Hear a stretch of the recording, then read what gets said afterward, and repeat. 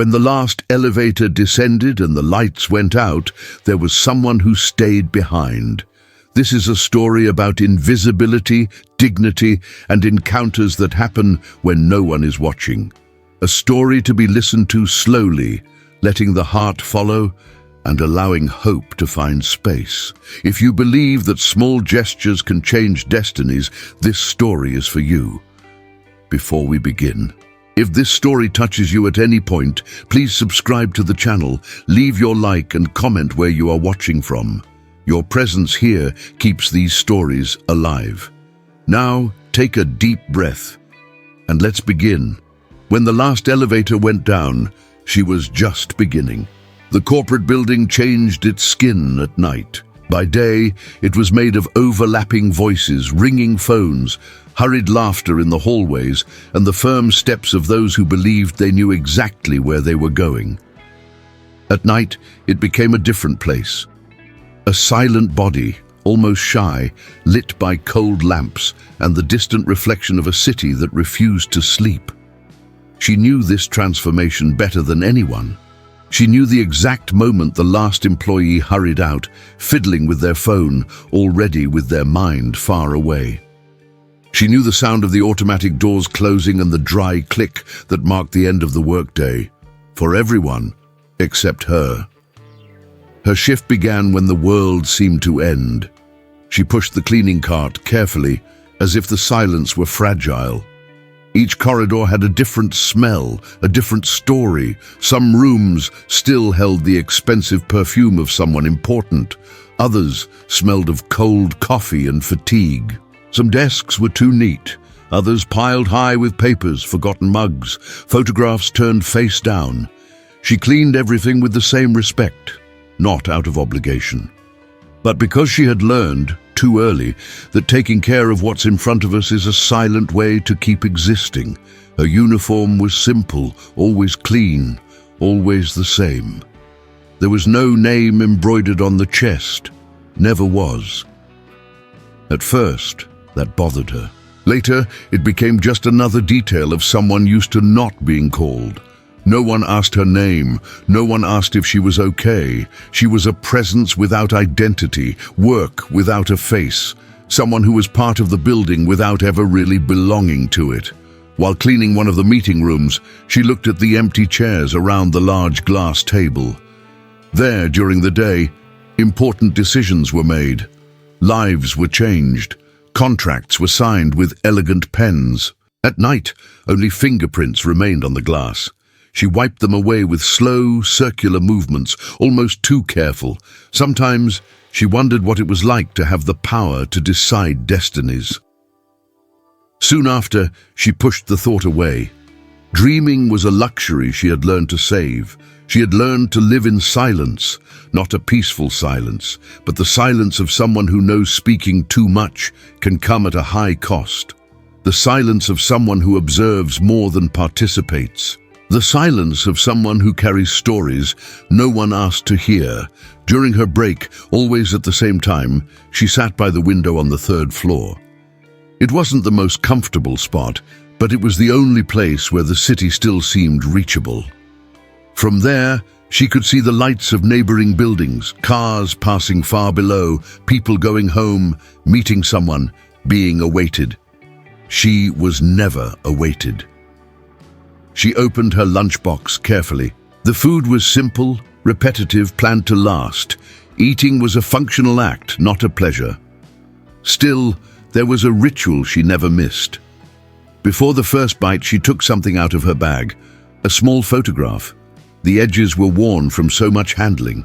The image, a bit faded, showed a smile that no longer existed outside that paper. She held the photo with both hands as if holding something sacred. She looked for a few seconds.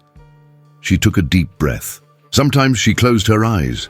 It was the only moment of the day when she allowed herself to feel everything at once, the longing, the pain, the absence, the love with nowhere to go. Then she put the photograph back in her bag as if hiding a precious secret, and carried on. To carry on was the verb that best defined her. She carried on despite the fatigue. She carried on despite the loneliness. She carried on despite the long nights and even emptier days. No one there knew that she didn't return home at dawn as most imagined. Home was too elastic a word for her reality. That night, however, something was out of place. When she arrived, she noticed the parking lot wasn't completely empty. One car remained there, solitary, like a mistake in a rehearsed scene. She climbed the floors with heightened attention. In the distance, she saw that the lights on the top floor were still on. She felt a slight tightening in her chest. It wasn't exactly fear, it was caution. She had learned that different nights demanded extra care. Even so, she didn't question it. She never questioned. She adjusted the cart and continued her work. While cleaning the main corridor, she heard footsteps.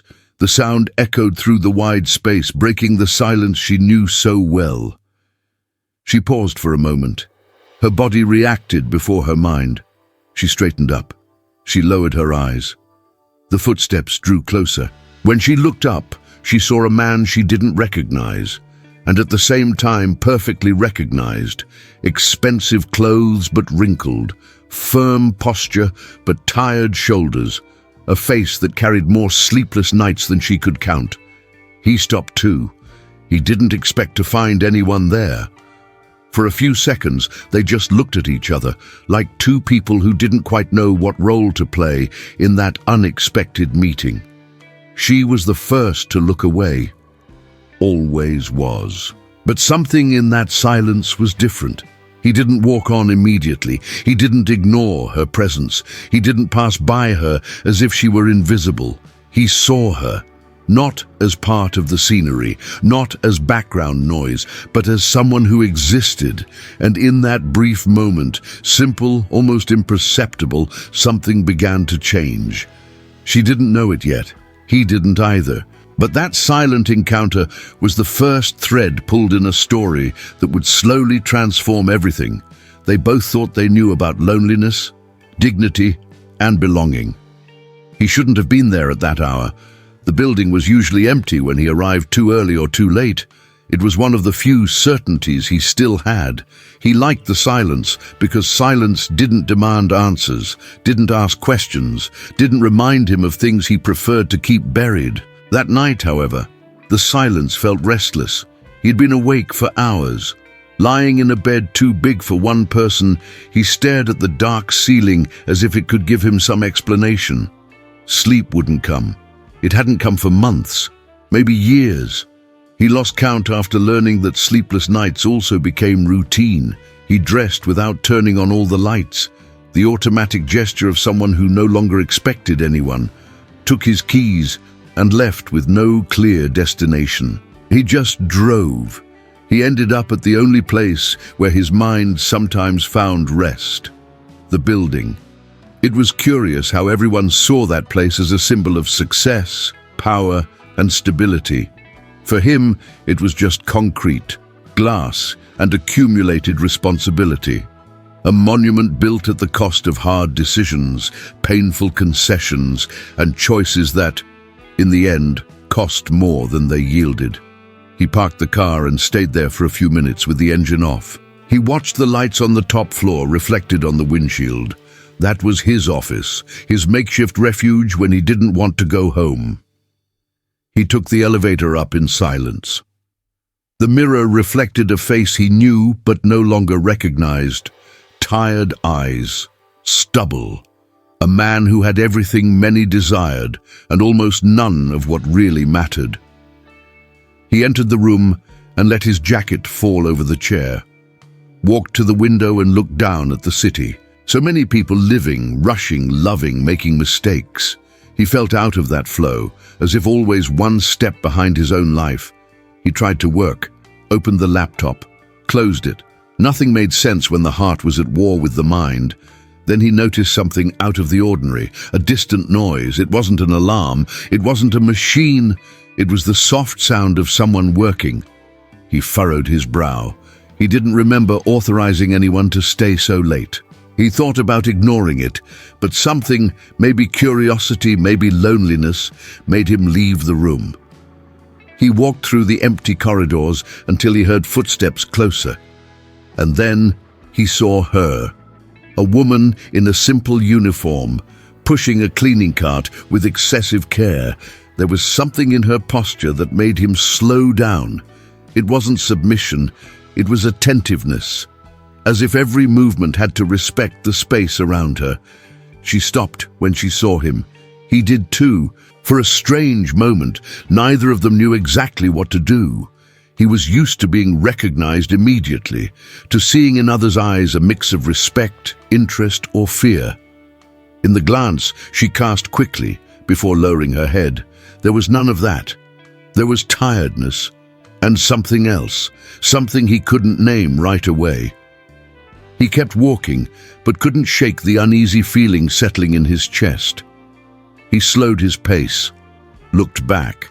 She had already returned to work, as if that encounter had meant nothing, but it had, at least to him. Since when did anyone work there so late? He kept walking, but her image stayed with him. The quiet way, the lack of hurry, the contained dignity. Without realizing it, he found himself passing the 3rd floor again. That's when he saw her sitting by the window. She ate slowly, alone. The city lit her face from the side, creating soft shadows that highlighted an expression too tired for someone so young. Or maybe he was just used to seeing people pretending to be okay. She took something out of her bag, a photograph. He couldn't hear what she said, but saw her lips move for a moment, like a prayer, like a silent plea. Something tightened in his chest. He looked away, feeling intrusive, but the image was already engraved. He returned to his office with the uneasy feeling of someone who just realized something important, too late. She spent the rest of the night with a feeling she couldn't name. It wasn't joy, nor exactly fear. It wasn't hope either. That word still felt too big to fit in her life. It was something more discreet, almost shy, like a change in temperature you only notice once it's already happening. She kept working until the sky began to lighten. The long corridors, the empty offices, the cold shine of the freshly cleaned floor reflecting the artificial lights. Everything was as it always had been. The building kept the same silent rhythm of the early morning. Still, inside her, something felt slightly out of place. She didn't understand why. For years, she had learned to go unnoticed, not to draw attention, not to raise expectations. People came and went during the day without ever noticing the ones who kept everything running when they left. At night, it was even easier to disappear.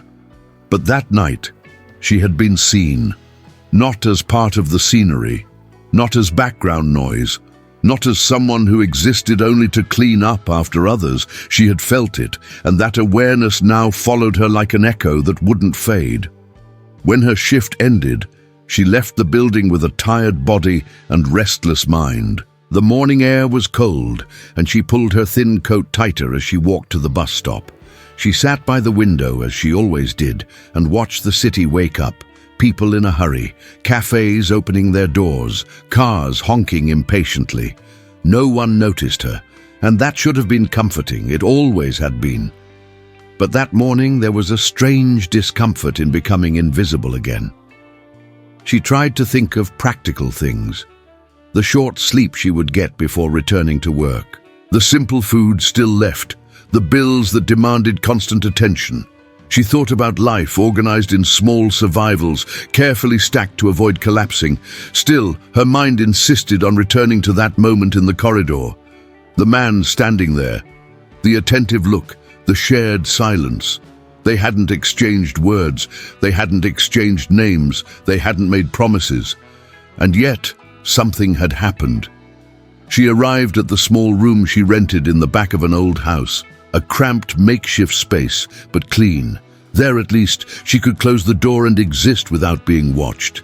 She sat on the bed without taking off her shoes, feeling the weight of her body demand its toll. From her bag, she took out the photograph. The gesture was old, almost ritualistic. The edges of the photo were worn, the paper softened by time and the hands that had held it so many times. She looked at it silently, as she did every morning. That was when she allowed everything to come to the surface, the longing, the absence, the unanswered questions. "Nothing has changed," she murmured, more to convince herself than because she truly believed it. But there was something different. She didn't feel empty like before.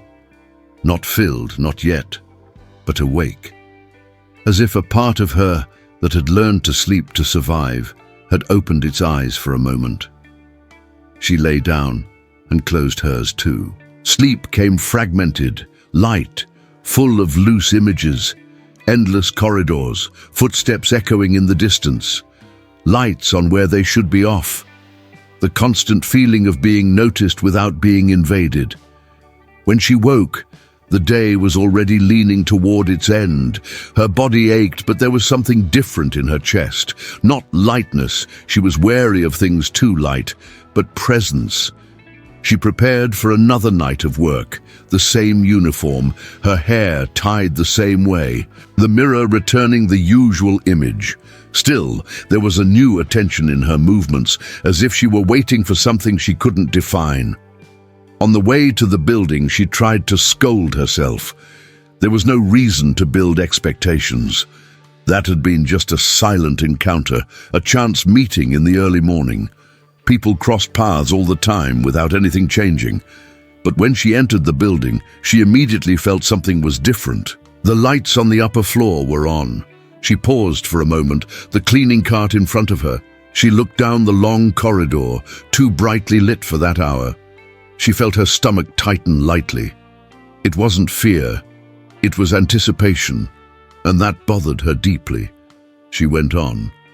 He was there, leaning near the window, watching the city as if seeking answers in the distant streets. He wasn't wearing a jacket. His shirt sleeves were rolled up, revealing tense forearms, marked by a stiffness that wasn't only from work. He looked tired, but alert. When he noticed her presence, he turned slowly. Their eyes met briefly, but intensely enough for both to feel the impact. Neither smiled, neither looked away immediately. It was as if time had slowed down for a few seconds. She looked down first, out of habit, not submission. She pushed the cart a few inches forward, but felt him remain there, respectfully still. "Good evening," he said at last. His voice was low, almost careful. There was no authority in it, no hurry, no orders. "Good evening," she replied. Two simple words. Still, something in the air changed. She moved on, but felt the soft weight of his gaze following her. Not as surveillance, not as judgment. It was silent curiosity, recognition. She worked that night with a different attention. Each gesture seemed more conscious, each step more present. At times, she saw him from afar, walking slowly through the corridors. At others, she just felt his presence as if it were a constant note in the environment. He, for his part, tried to focus on what he had come to do, but failed repeatedly. Every time he saw her pass, something shifted inside him. It wasn't desire, not yet. It was identification. She didn't seem to ask anything of the world, just like him.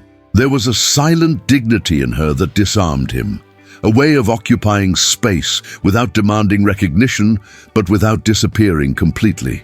That touched him in a way he hadn't experienced in years. At one point, they crossed paths again in the main corridor. She stopped to clean a mark on the floor. He slowed his pace instinctively. He said nothing. He didn't hurry. He didn't rush past that moment. He waited for her to finish, waited for her to move away. It was a small gesture, so small that maybe no one else noticed, but for someone used to being ignored, it carried the weight of something immense. She moved on with her heart beating differently, not fast, just awake. Throughout the night, they exchanged only brief glances, no conversation, no direct approach. But the silence between them was no longer empty. It was dense, loaded with something that grew slowly, without hurry, without permission. When the shift was nearing its end, she noticed he was still there, sitting near the window like the night before. The sky was beginning to lighten again, tinting the city with soft tones. Before leaving, she paused for a moment and looked in his direction. He lifted his gaze. They didn't smile. They didn't wave. They said nothing.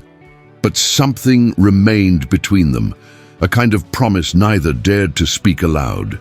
As she crossed the building's doors, she knew with silent certainty that that routine was starting to change.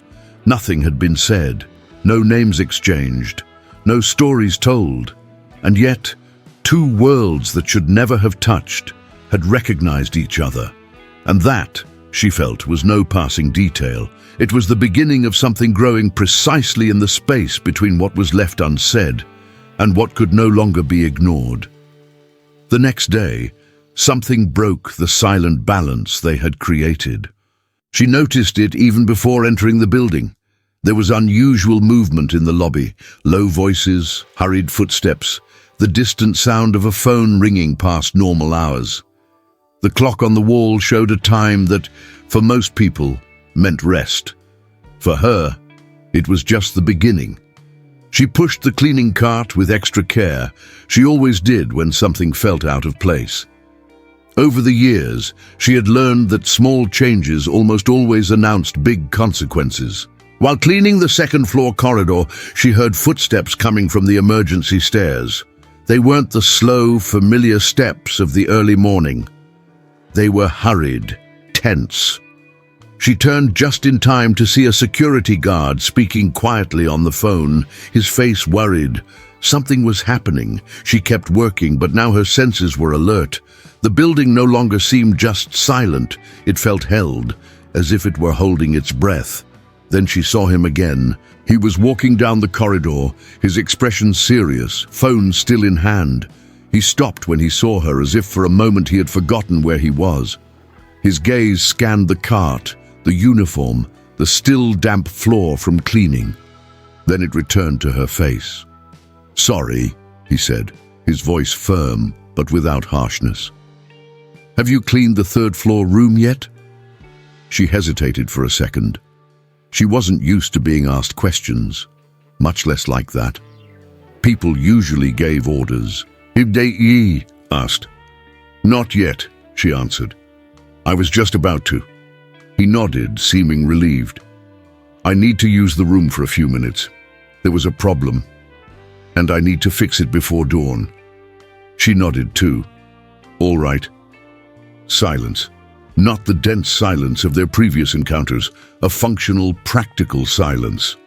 Still, there was something different there, a real closeness, though restrained. "Can I?" he began, interrupting himself. He took a deep breath. "Can I let you know when I'm done, so you can come in afterward?" She looked at him for a moment. "Of course." He seemed surprised by his own question, and by the simple answer he received. He nodded again and moved on. She stood still for a few seconds after he walked away. That was the first real conversation, short, objective, but real. And strangely, her heart beat faster because of it. She continued cleaning on other floors while waiting, tried to focus on the familiar rhythm, clean, organize, erase marks that weren't hers. Still, her attention kept returning to that closed room on the third floor. Whatever was happening in there carried weight. Time passed slower than usual. When she finally saw the door open, he came out with a tired but resolute expression, ran a hand through his hair, took a deep breath, and only then noticed she was there, waiting. "I'm done," he said. "Thanks for waiting." "No problem," she replied, pushing the cart toward the room. He stepped aside, making space, waited for her to enter first. Another small gesture, another detail she noticed. The room was different. Papers scattered, a chair out of place, a forgotten mug by the window. She began cleaning with her usual care, but felt his presence there, standing near the door, as if in no rush to leave. "Have you worked here long?" he asked suddenly. The question came simple, without malice, without invasive curiosity. She paused for a moment before answering. "A few years." "Do you like it here?" She almost smiled. "It's peaceful at night." He nodded slowly. "I imagine so." There was a pause. "I stay here because I can't sleep," he said, not looking directly at her. "Sometimes dealing with things at night feels easier than facing the silence at home." She understood more than he could imagine. "At night you hear less noise from outside," she answered, "but you hear more from inside." He looked at her. This time he took a little longer. "Exactly." That word fell between them like mutual recognition. There was no pity, no empty curiosity. There was identification. She finished cleaning the table and moved to the window. He stepped back a little, respecting the space. Neither looked too comfortable, but they weren't uncomfortable either. It was a rare middle ground. "Thank you for—" he started but stopped. "For not minding me being here." She shrugged, an almost imperceptible gesture. "Everyone needs a place to be." He smiled lightly. "Yeah." When she finished, she pushed the cart toward the door. He made way again. "Good night," he said. "Good night." She left the room feeling something different. It was no longer just shared silence. Now there were words. Small, careful, but real.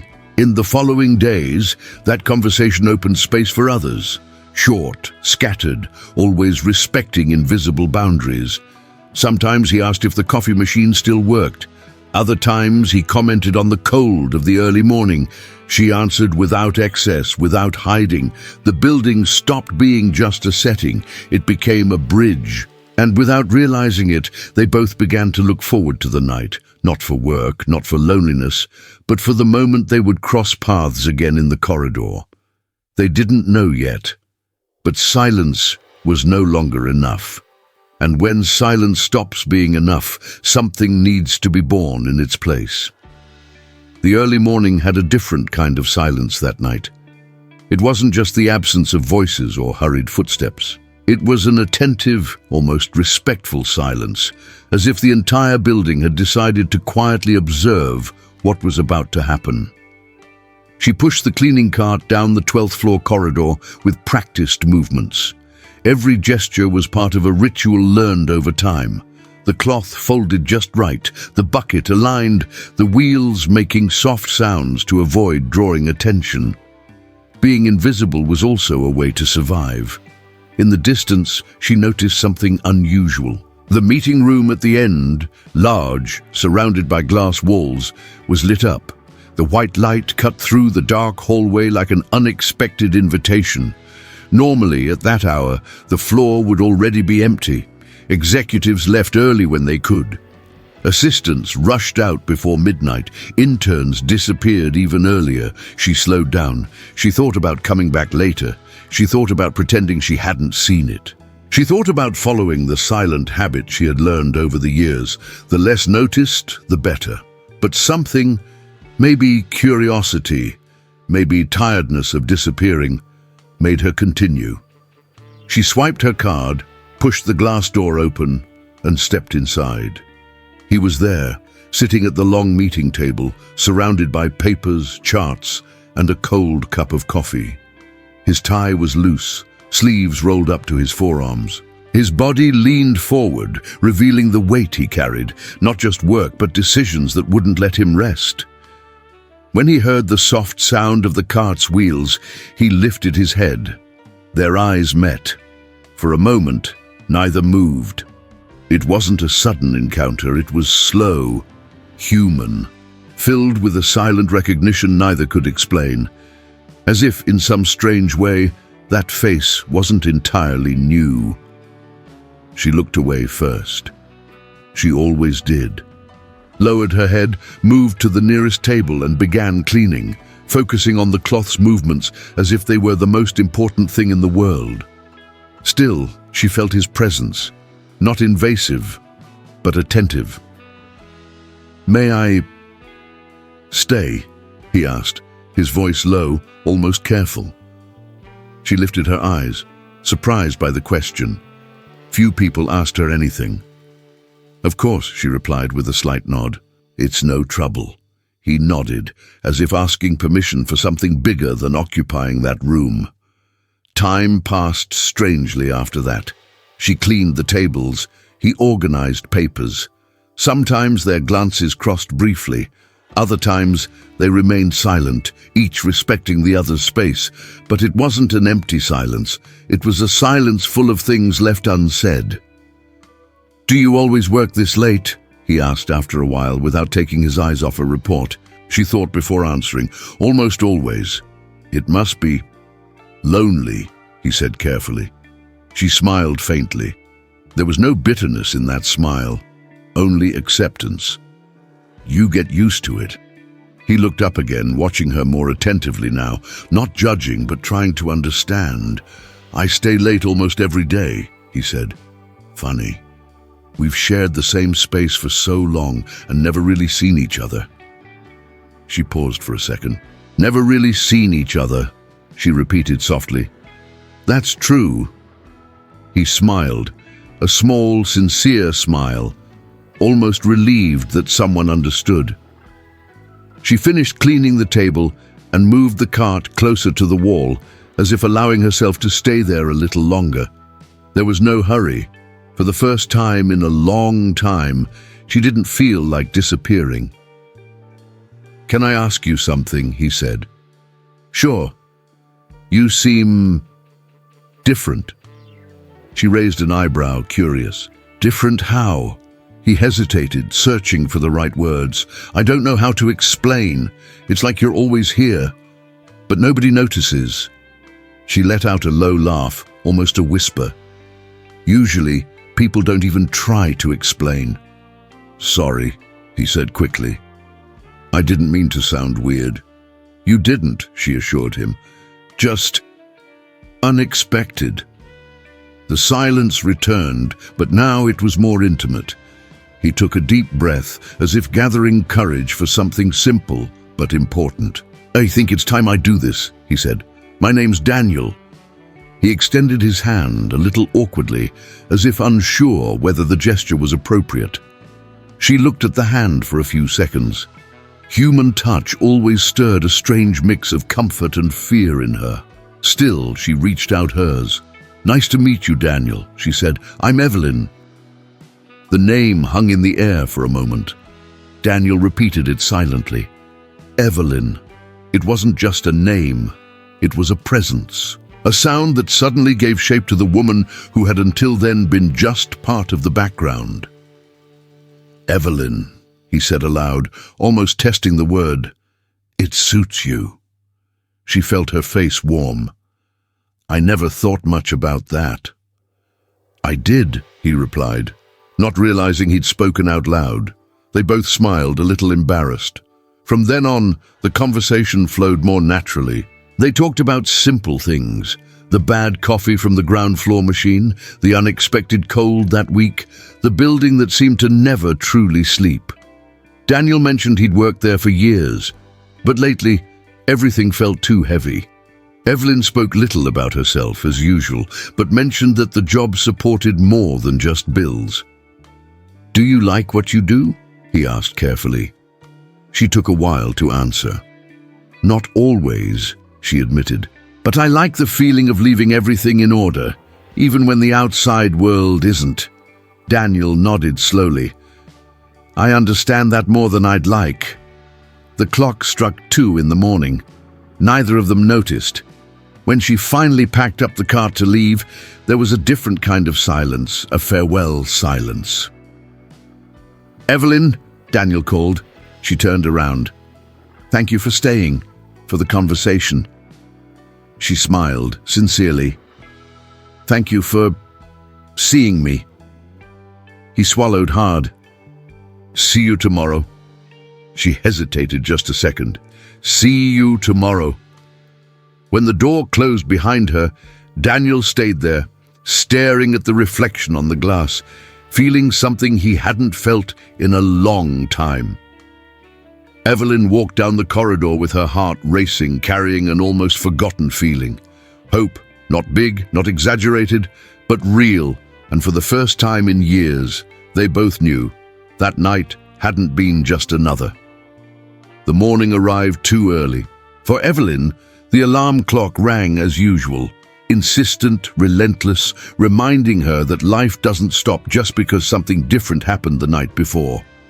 Still, she took a few seconds to open her eyes, staring at the ceiling of her small apartment, as if trying to confirm if it had all been real. The lit corridor, the meeting room, his name, the way he said her name.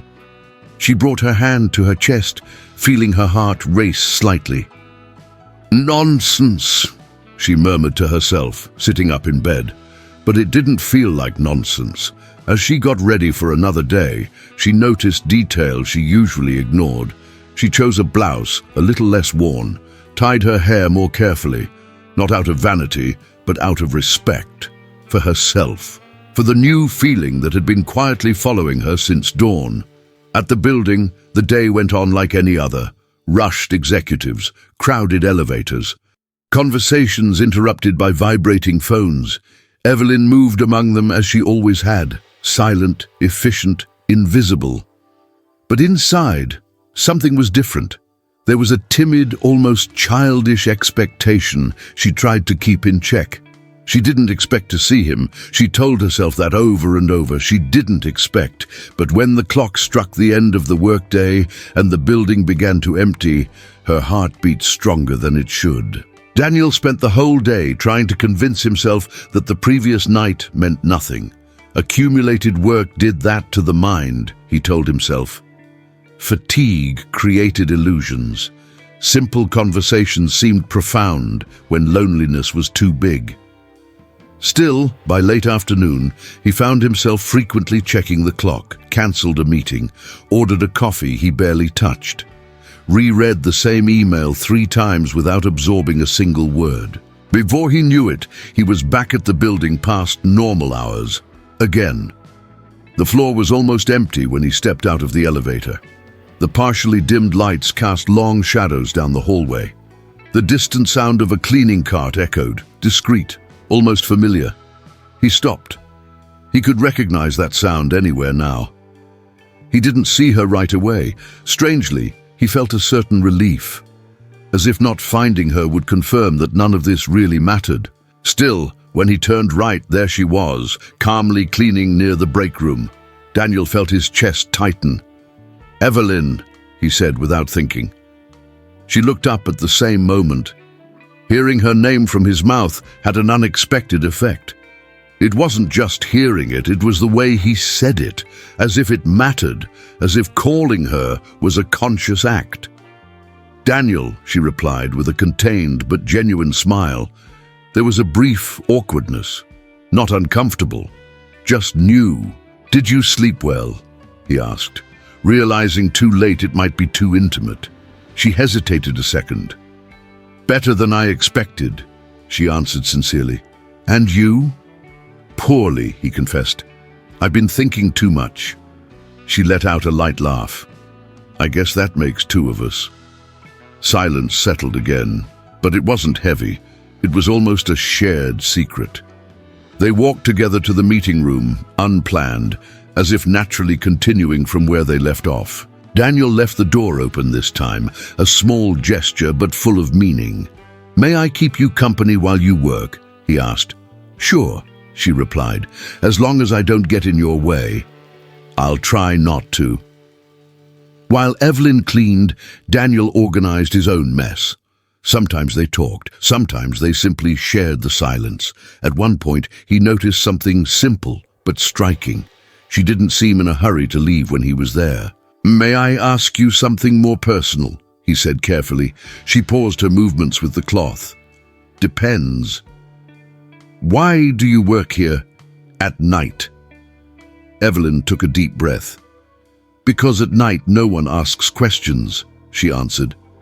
"And because it pays better." Daniel nodded, but sensed there was more. "And before that?" he gently pressed. She took longer to answer this time. "Before, I had to learn to fend for myself way too early." She said no more.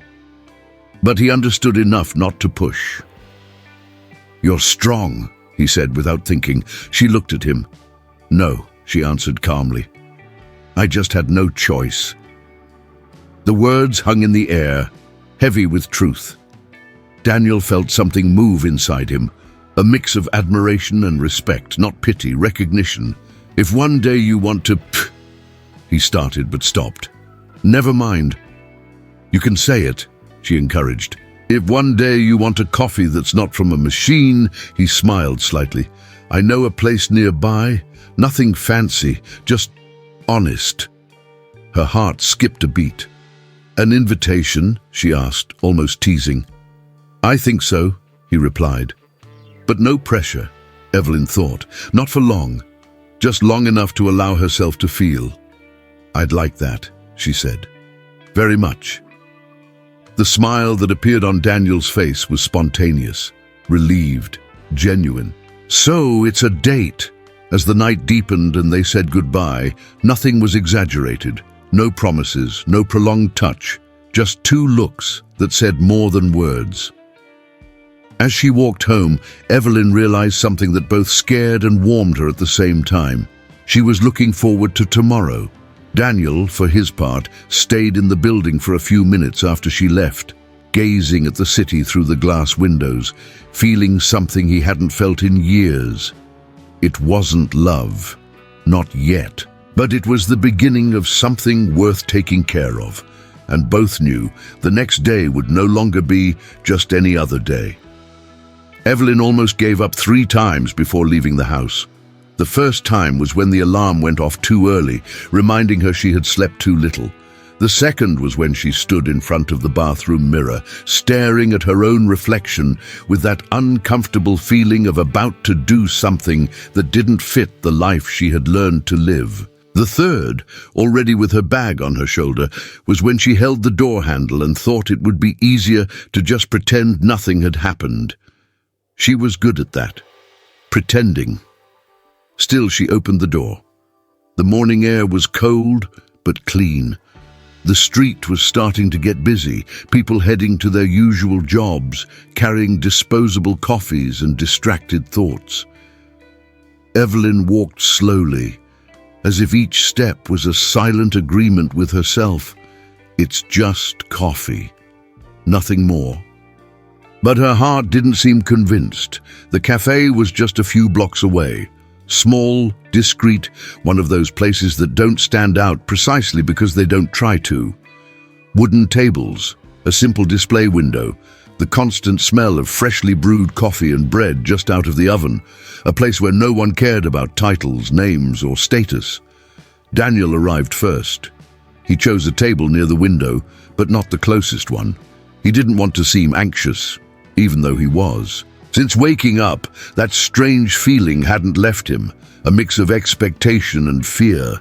He couldn't remember the last time a simple meeting made him feel this way. He looked at the clock. There were still a few minutes left. When the door opened and Evelyn entered, he immediately knew she would come. Not because he was expecting her, but because something inside him already recognized her presence. She looked different. No uniform, no discreet posture imposed by work. She wore simple but clean, well-kept clothes, her hair tied in a practical but delicate way. There was still shyness in her movements, but also something new, a cautious lightness. She looked around until she found him. For a second she hesitated. Daniel stood up too quickly, pushing the chair back. "Evelyn," he said, with a smile that escaped before he could control it. "Daniel," she replied, returning the smile still reserved. There was a small awkwardness, not uncomfortable, just human. Two strangers who were no longer so strange. They sat down, ordered coffee. For a few moments, they stayed silent, watching the movement around them. The sound of cups, quiet conversations, the steam from the coffee machine. Ordinary life happening around them, unaware that something delicate was starting at that table. "Thank you for..." Evelyn began, then stopped. "For inviting me." "Thank you for coming," Daniel replied. "I wasn't sure you would accept." "I almost didn't," he smiled lightly. Good thing almost doesn't count. The coffee arrived. Evelyn held the cup with both hands, feeling the warmth slowly rise through her fingers. She closed her eyes as she took the first sip. "It's good," she said, "really. I like it here because no one tries to impress anyone," Daniel explained. "Things are honest." She looked up, realizing that wasn't just about the place. "Can I ask you a question?" she said. "Of course." "Why did you really invite me?" Daniel was silent for a few seconds. He looked at the street, then at her. "Because that night," he began, choosing his words carefully, "I saw someone being invisible with dignity, and it hit me more than I expected." Evelyn felt her chest tighten. "Invisible is a strong word," she said with a half smile. "But true," he replied. "I know that kind of invisibility. I've lived it, even surrounded by people."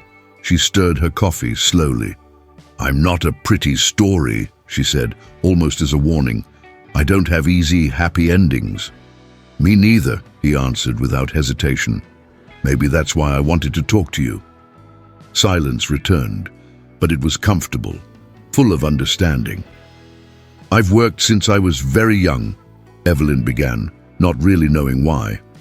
"I learned early that depending on others is a risk. Life doesn't go easy on you when you don't have a safety net." Daniel listened attentively, didn't interrupt. "This job isn't a dream," she continued, "but it's stable, and stability to me is survival." "I understand," he said. "I spent years thinking stability was success. Then I realized it might just be well-organized emptiness." She looked at him. "You seem like someone who has it all." "I have many things," he answered. "But I lost some important people trying to keep all this standing." She nodded slowly. "Loneliness doesn't choose social class," she murmured. He gave a sad smile. "No." Time passed too quickly. They talked about simple things, music, places they liked, small everyday stories, nothing too heavy, nothing too superficial. It was as if they were learning to breathe together. When Daniel realized they had been there for over an hour, he felt a slight tightness in his chest. "Evelyn," he said carefully, "I don't want this to make you uncomfortable." She tilted her head. "In what way?" "I don't expect anything from you. I don't want to create expectations. I just liked being here, with you." She thought for a moment. "I can try to keep going," she said, "but I have to be honest. Always. My life isn't simple. I don't know where this could lead." "Neither do I," he replied. "But for the first time in a long time, I'm not afraid of not knowing." She smiled, a small but real smile. When they stood to leave, there was no hug, no touch, just a silence filled with something new, fragile, respectful, true. Outside, the morning was already fully awake. "Thanks for the coffee," she said. "Thank you for giving me your time," he replied. Evelyn walked down the sidewalk, feeling something strange and beautiful growing inside her chest. Possibility. Daniel watched her walk away, with the unsettling certainty that this simple meeting had already changed something deep. It wasn't love, not yet, but it was the beginning of a bond that would require courage. And both knew, even without saying, that this coffee, which wasn't part of the plan, had opened a door that wouldn't close easily. The problem was never the feeling. The problem was always the world. Evelyn realized this right in the first week after the coffee. Nothing had officially changed. She still arrived at the building at night, wearing her simple uniform, pushing the cleaning cart through the silent corridors. Daniel was still busy, stuck in endless meetings, numbers, decisions that couldn't wait. Yet something invisible now connected them, a delicate thread that seemed to pass through walls, schedules, and different realities. They didn't see each other every day, but when they did, something remained, Sometimes it was just a good evening said with more intention. Other times, a short conversation in the hallway. Nothing that could be pointed out. Nothing that justified comments. Still, Evelyn felt it. She felt it in the way some glances lingered longer than usual, in the slightly different tone of certain voices, in the silence that appeared when she entered certain spaces. The world was beginning to watch. She tried to ignore it. Ignoring had always been a necessary skill to survive, but on that specific night, while cleaning the sixth-floor corridor, she heard two muffled voices coming from the break room. She hadn't meant to listen, she never meant to, but her name was mentioned. And even so, she knew they were talking about her. "Have you noticed how he's been staying here late?" said a female voice. "Notice? Everyone noticed," replied another. "Since when did the boss become a night owl?" Evelyn slowed her movements. "It must be stress," the first voice continued, "or..." A short pause. "Something else." There was a low laugh. "I just find it strange," said the second. "So many people in this building, and he always shows up just when that cleaning lady is around." Evelyn felt her stomach twist. It wasn't anger, nor shame. It was worse. It was the old feeling of being reduced to a guess. She took a deep breath, finished the corridor, and moved on as if she hadn't heard anything. But the weight of the conversation followed her for the rest of the night, clinging to her shoulders like a wet coat. Daniel felt the change too, not in whispers, but in direct looks, a sharp comment in a meeting, an uncomfortable silence when he entered certain rooms.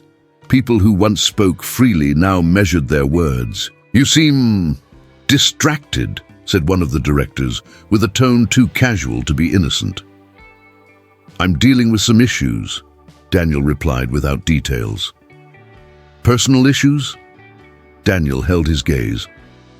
"We all have them," he said simply. But he knew. He knew his personal life, even without scandal, was starting to bother people because it escaped expectations, because it didn't follow the script written for him. That night, they met by chance. Or maybe it wasn't chance. Evelyn was collecting trash from the meeting room when Daniel entered. Both stopped when they saw each other. "Are you okay?" he asked, noticing something different in her. "I'm fine," she replied too quickly. He approached slowly. "Evelyn," she sighed. "People are talking," she finally said. Daniel closed his eyes for a moment. "I imagined." "Not about us," she added. "Because there's no us. They're talking. About me." The silence fell heavy between them. "I'm sorry," he said sincerely. "This should never fall on you." "But it does," she answered without accusation. "It always does." She leaned on the cleaning cart as if she needed something solid. "I knew this could happen," she continued. "That's why I avoid getting involved, not because I don't want to, but because the price is almost always too high." Daniel felt his chest tighten. "I never wanted to put you in this position," he said. "If I had known..." "You did know," she interrupted softly. "Maybe you just didn't want to admit it." He nodded slowly. "You're right." She looked at him carefully. "I'm not saying you did anything wrong," she said. "I'm just saying I can't lose the little balance I've built. This job, this routine, it's what keeps me standing." "And me?" he asked without thinking. She took longer to answer. "You? That's a question I still don't know how to answer." The words weren't harsh, but they hurt. Daniel took a deep breath. "Evelyn, I don't want to be a problem in your life." "Then maybe you need to understand," she said, "that for me, liking someone has never been simple. It's always come with fear." He moved a little closer, keeping a respectful distance.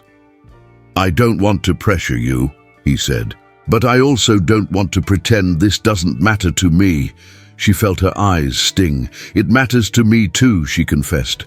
"That's the problem." That night, there was no long goodbye. No promises, just a silent agreement of care and temporary distance. In the following days, they spoke less. Not for lack of will, but out of necessity.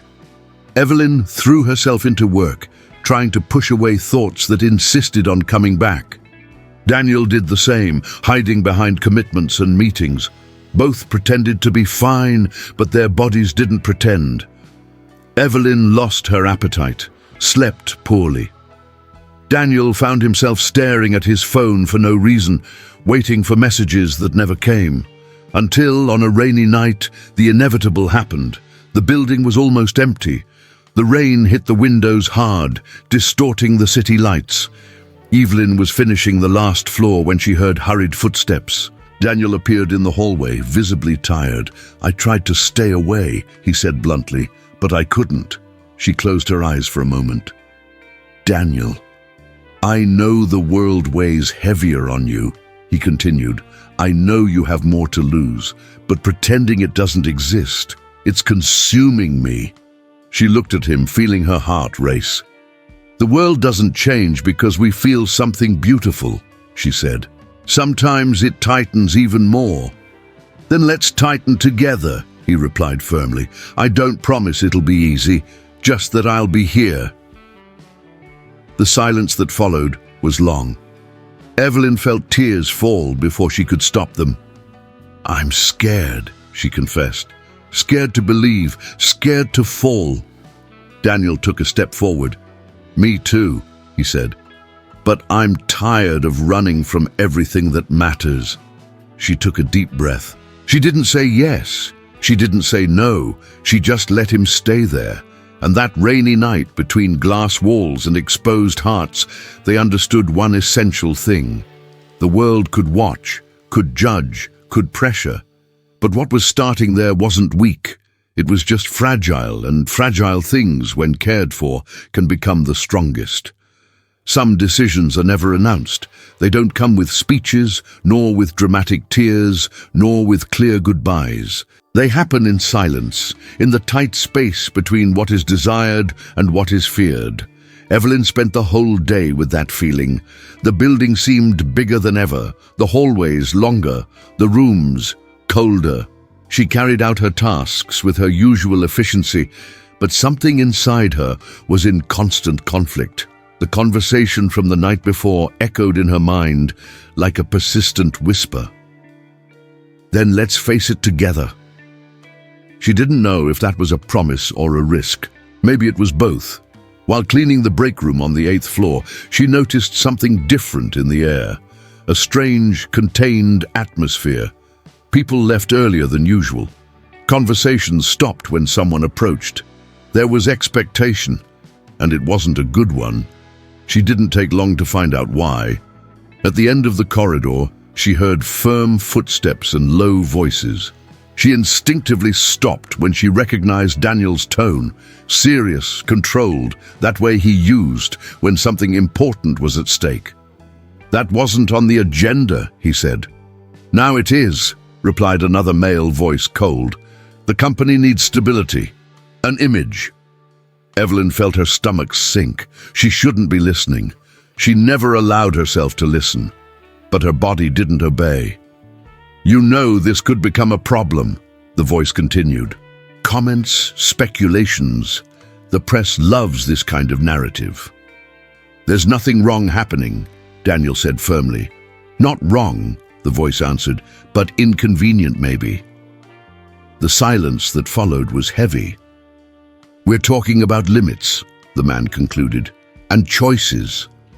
Evelyn stepped back slowly, as if she could erase what she had heard.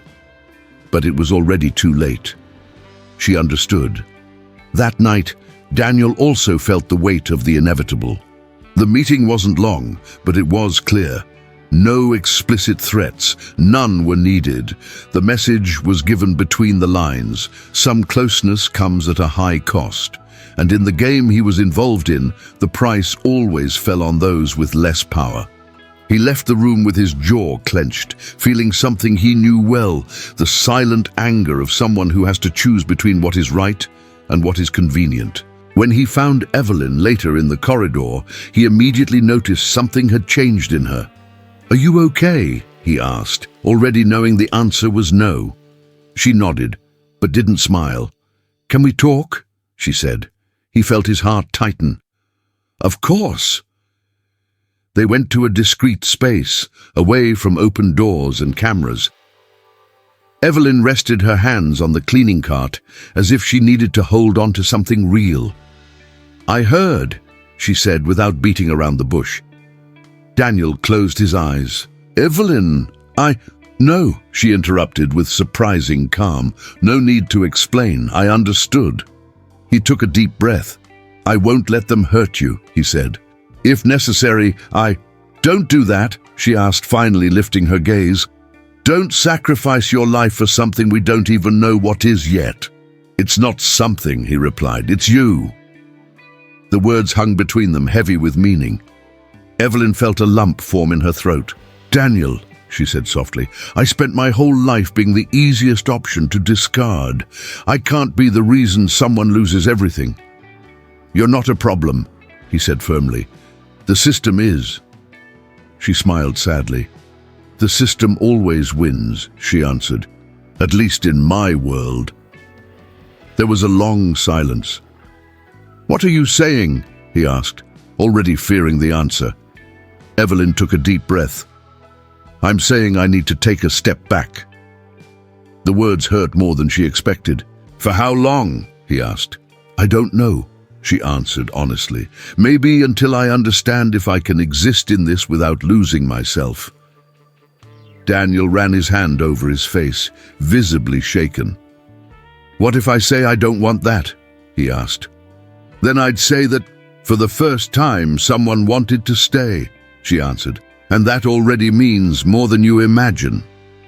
She stepped a little closer. "But wanting isn't enough," she continued. "Not when the cost is too high for one side." Daniel swallowed hard. "I can face this," he said.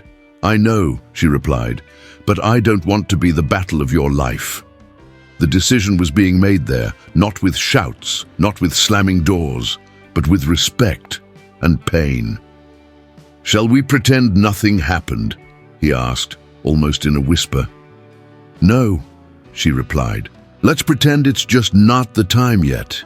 She slowly stepped away, like someone letting go of something precious without knowing if they will ever get it back. That night, Evelyn got home earlier, sat on the bed, still dressed, staring at nothing, cried silently as she had learned since she was very young, without noise, without witnesses. Daniel stayed late in the building, looking at the city through glass windows. He felt torn between the urge to chase after her and the fear of proving that the world was right. In the days that followed, they kept their silent agreement, brief conversations, respectful distance, controlled glances. But none of it erased what had already been felt, until one unexpected morning, Evelyn got a call. "Evelyn," said the supervisor's voice, "we need to talk. An opportunity came up." She furrowed her brow. "What kind of opportunity?" "A different position. Another building, another schedule, better salary." Her heart raced. "When?" "If you accept, immediately." Evelyn hung up with trembling hands. This changed everything. When she saw Daniel later that day, she didn't say anything right away. She just watched him a little longer than allowed. "You seem different," he noticed. She took a deep breath. "Maybe I'm about to leave." The words fell between them like a silent thunderbolt. Daniel felt the ground give way. "Leave? Where?" "Far from here," she answered. "To a place where no one knows who you are, or who I am." He understood what it meant. The decision no one saw was being made, and for the first time since they met, both knew. Love, when true, sometimes demands distance before it demands presence. And the next choice would have no turning back. After that brief encounter, that exchange of glances that promised nothing, but also denied nothing. Evelyn felt the weight of the night fall on her shoulders more heavily than usual. She returned to work. She always returned.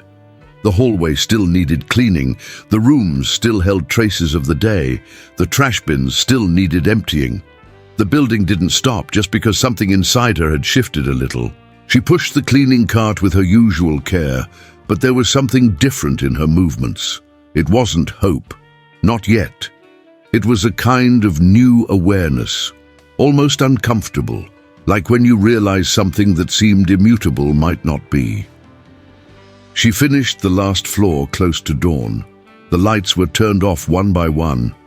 The building, which seemed huge during the day, now shrank, becoming narrow, intimate, almost confidential. Evelyn liked that moment. It was when the place stopped pretending to be made for many and admitted it belonged to few or to no one. She put away the supplies in the usual spot and took the path only she walked. A side corridor, forgotten by the main routes. The walls there had no pictures, no new signs. The floor creaked softly under her steps. It was the part of the building that matched her, functional, invisible, resilient. At its end, the door, the same one as every night. She opened it slowly and stepped inside. The old storage room greeted her with familiar silence. The thin mattress leaned against the wall, the folded blanket, the backpack in the corner. Everything remained exactly where she had left it. That predictability was a kind of comfort. That was where she slept. Not because she wanted to, but because life had decided so. She sat on the mattress and took a deep breath. Her legs ached.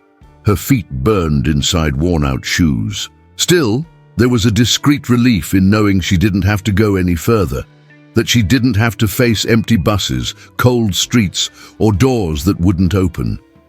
She carefully took off her shoes, as if the silence could break. She stretched her legs and rested her back against the wall. The weak lamp cast soft shadows on the ceiling. For a few minutes, she stayed still. She thought about the day. She thought about the night. She thought about him, against her own will. Not the powerful man everyone knew, but the tired look, the hesitation before speaking, the way he seemed to carry a weight similar to hers, though in completely different worlds. Evelyn knew she had to be careful. Life had already taught her that kind gestures were not promises, that attention didn't mean change, that the world didn't transform just because someone finally saw you. Still, there was something hard to ignore. She lay down, pulling the blanket up to her shoulders, closed her eyes.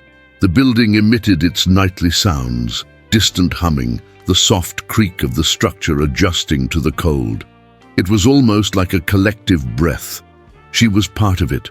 On the other side of the building, he also wasn't sleeping. Sitting in his dark office, with only the city's light coming through the window, he rested his elbows on the desk and brought his hands to his face.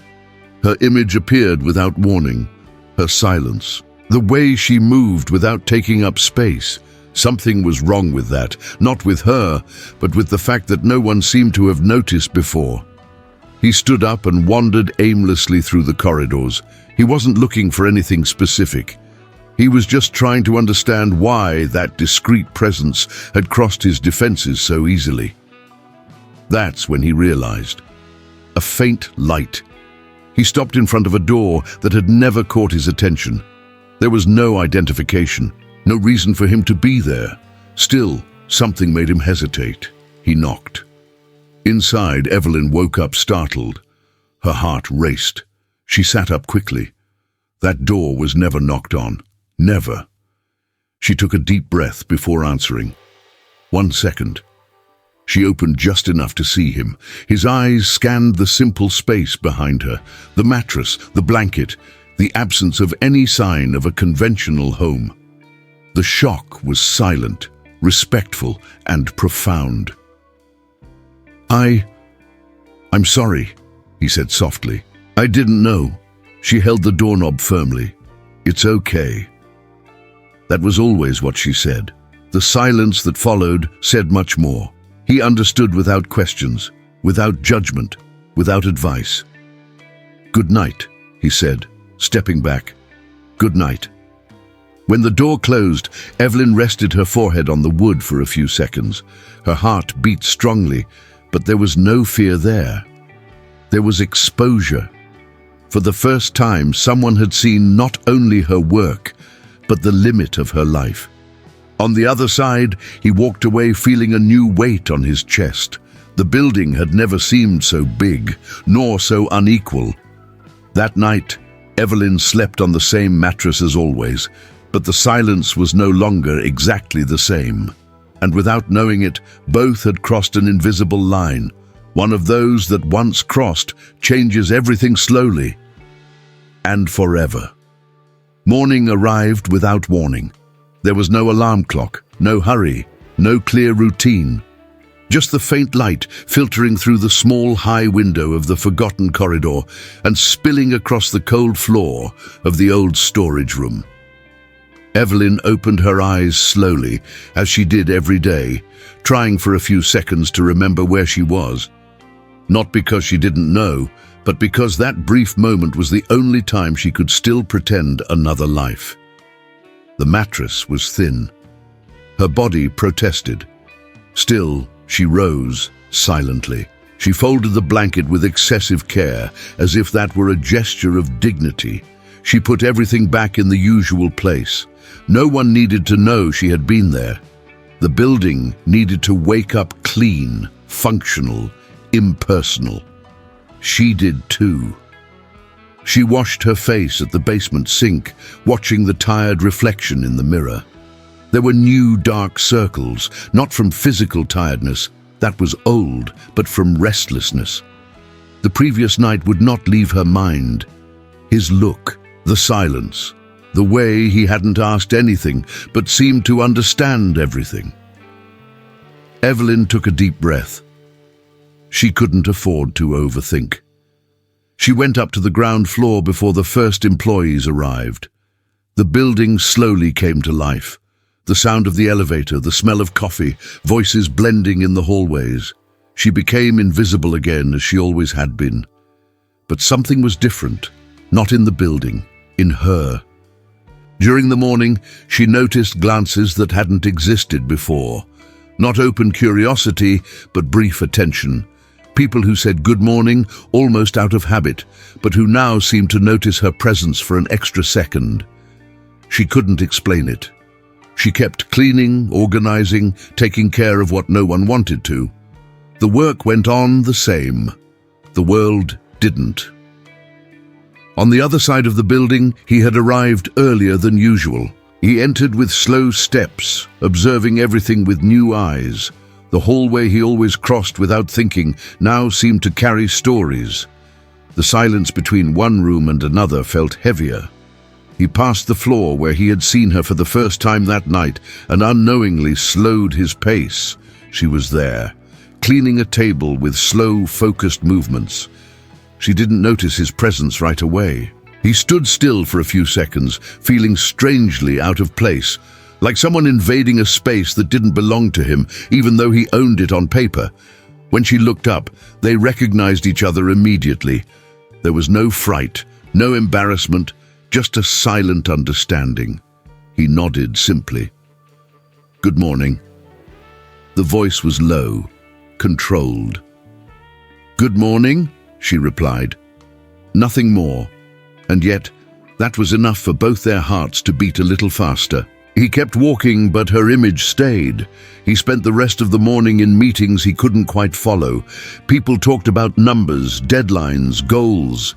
He agreed, disagreed, signed papers. Everything felt distant. His mind kept returning to the door without a nameplate, to the mattress, to the fact that someone could exist inside that building without anyone noticing. At lunch, something urged him to act. It wasn't a heroic impulse, nor a plan. It was just a discomfort that no longer fit in silence. He went down to the small cafeteria used by the cleaning and maintenance staff. He had never been there before. Conversation stopped for a moment when he entered, not out of respect, but out of surprise. He found her sitting alone, eating slowly, as if not to disturb even her own time. He approached carefully. "May I?" She looked up, surprised. "Of course." He sat across from her, keeping a respectful distance. For a few seconds, neither of them spoke. The sound of cutlery and soft voices filled the space. "I was thinking," he began, stopping mid-sentence, "about last night." She kept her gaze down. "You don't have to worry," she said. "I'm okay." He noticed the automatic reply, the usual one. "I know you say that because you always have," he answered with calm honesty. "But I needed to, at least understand better." She took a deep breath.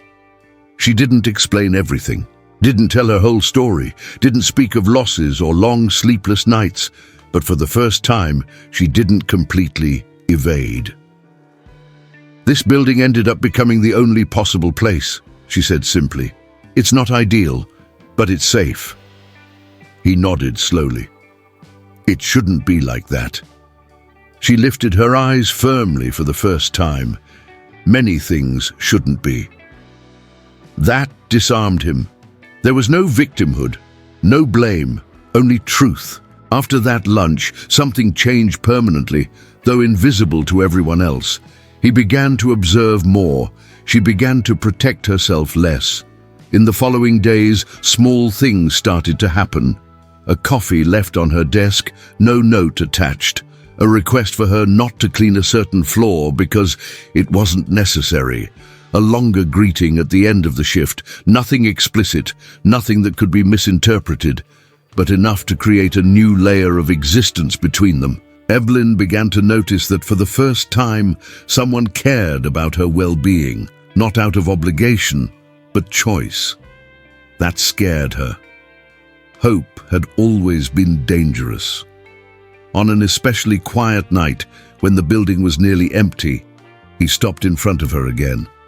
"I still don't know much about you," he said with a tired, slight smile, "but I know I'd like to know, if you allow me."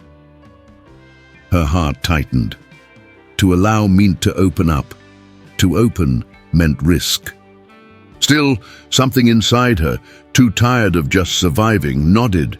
"Slowly," she said. "That's the only way I know how." He smiled. "Slowly is perfect." That night, when Evelyn returned to the small space where she slept, she sat on the mattress with a strange feeling in her chest. It wasn't full happiness, nor certainty. It was something new. It was possibility. And for the first time in a long time, she didn't turn off the light immediately. She stayed there, looking at the ceiling, feeling that the building, the very one that had always swallowed her silently, might be starting to give something back. Not promises, not happy endings, but a beginning. And that, for someone who had always lived on the margins, was almost everything. The building woke up earlier that day, not because of the people, but because of the rain. Thick drops hit the tall windows, streaming down as if the concrete itself were crying. Evelyn heard the sound while still lying down, before even getting up from the mattress hidden behind the maintenance door. Rain always changed everything. The air grew heavier, the hallways colder, and footsteps, when there were any, echoed differently. It was on days like these that the building seemed less indifferent, almost human. She got up slowly, feeling her body protest. Sleeping there had never been comfortable, but that morning the tiredness felt deeper, not physical, emotional. She knew why. Since the encounter in the hallway, something inside her hadn't returned to its place.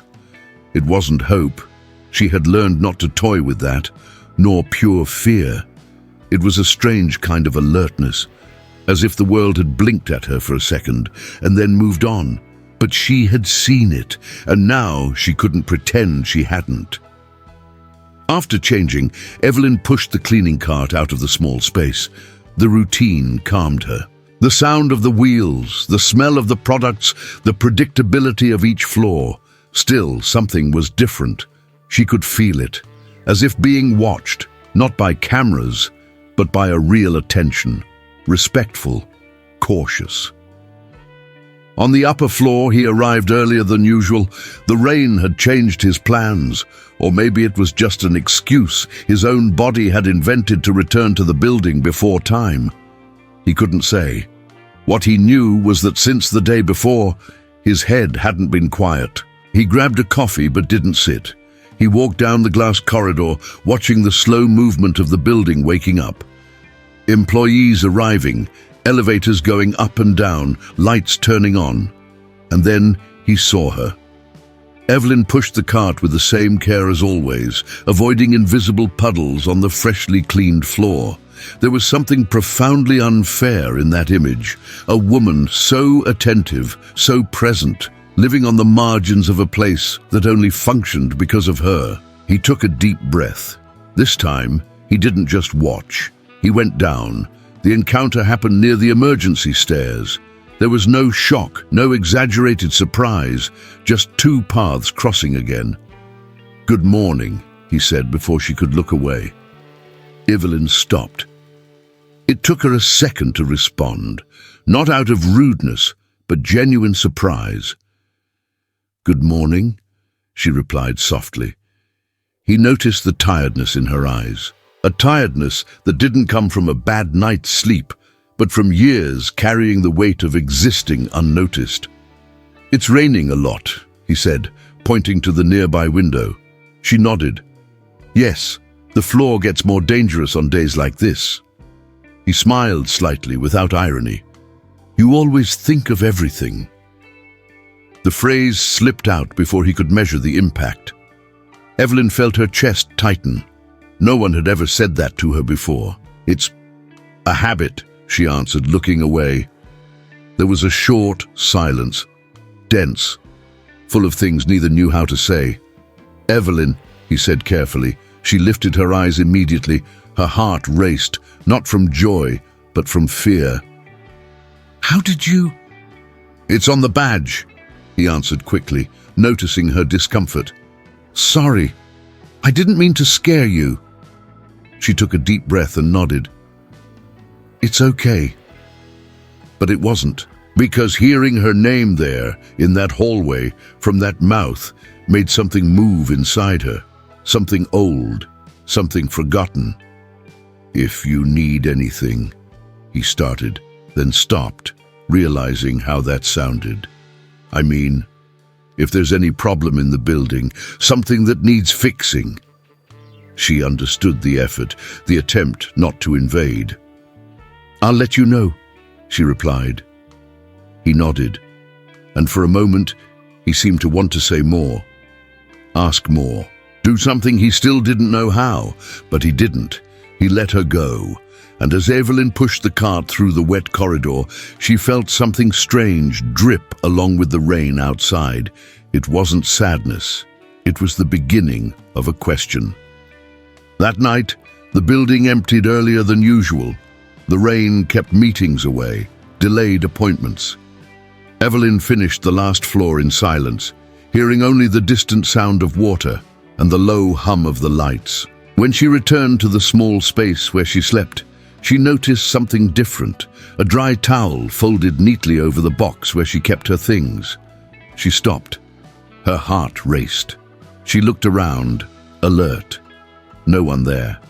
No camera pointing directly. Nothing out of place. The towel was clean, new. She touched it carefully, as if it might disappear. There was no note, no explanation. And that was what scared her the most. Evelyn sat on the mattress, holding the fabric between her fingers. It wasn't the object itself, it was the gesture. Someone had seen, someone had understood, without asking, without exposing, without reporting. She felt her eyes burn but didn't cry. Crying made noise, and she couldn't afford that luxury. On the other side of the building, he was in his car, hands resting on the steering wheel, staring at the rain. He didn't know if he had done the right thing, He didn't know if she would accept it as help or as intrusion, but he knew he couldn't pretend not to see anymore. Because once you truly see someone, there's no going back. And that night, while the building slept under the rain, two invisible worlds had touched. No promises, no words, but with something new pulsing in the silence. And the silence, finally, was beginning to speak. The building had its own sound in the middle of the night. It wasn't absolute silence. It was a mix of subtle noises that only those who stayed after the last shift could hear. The distant hum of the ventilation system, the soft click of security cameras slowly turning, the occasional creak of old pipes reacting to the temperature change. Evelyn knew every one of them. When she pushed the cleaning cart to the end of the 12th floor hallway, it was already past midnight. The building was officially closed. No administrative staff, no residents passing through, just her and the living structure of that place she had come to call a shelter. She carefully put away the cleaning supplies, turned off the hallway lights and took a deep breath. Her body ached. Her hands tingled lightly from the chemicals, but physical tiredness had never been her worst enemy. The worst was the attention. Since the night she crossed paths with him, the building's owner, something had changed. Evelyn couldn't quite explain it, but she felt it, like an invisible thread stretched too tight, about to be noticed. He hadn't asked questions. He hadn't demanded explanations. He hadn't shown outright distrust. But there was something in the way his eyes rested on her that made her uneasy. It wasn't superiority nor coldness. It was recognition, and that terrified her. She took the service elevator down, keeping her eyes fixed on the panel. When the doors opened in the basement, she stepped out quickly, making sure the hallway was empty. She walked to the old area, the one rarely marked on updated building maps. The storage room was behind a metal door with no identification. The lock creaked softly, a sound she had learned to control with exact pressure from her hand. Inside, the air was colder, heavy with dust and the smell of rust. That was where Evelyn slept. The improvised room was no bigger than a few square meters. A thin mattress leaned against the wall, a folded blanket, a backpack with a few clothes, a water bottle, a small lamp plugged into an old socket. Nothing that would reveal she stayed there. Everything designed to disappear quickly if needed. She sat on the mattress and took off her shoes, massaging her tired feet. She closed her eyes for a few seconds, trying to quiet her mind. But she couldn't. Something was wrong that night. The building seemed too alert. She stood up and turned off the lamp, stayed still, listening. Then she heard voices. Not close, but clear enough for her body to go into immediate alert. Two male voices echoed through the main basement hallway. "I've never messed with this part before," said one, "but now they've ordered to check everything." Evelyn's stomach sank. "Check everything." The other voice answered, deeper. "New order.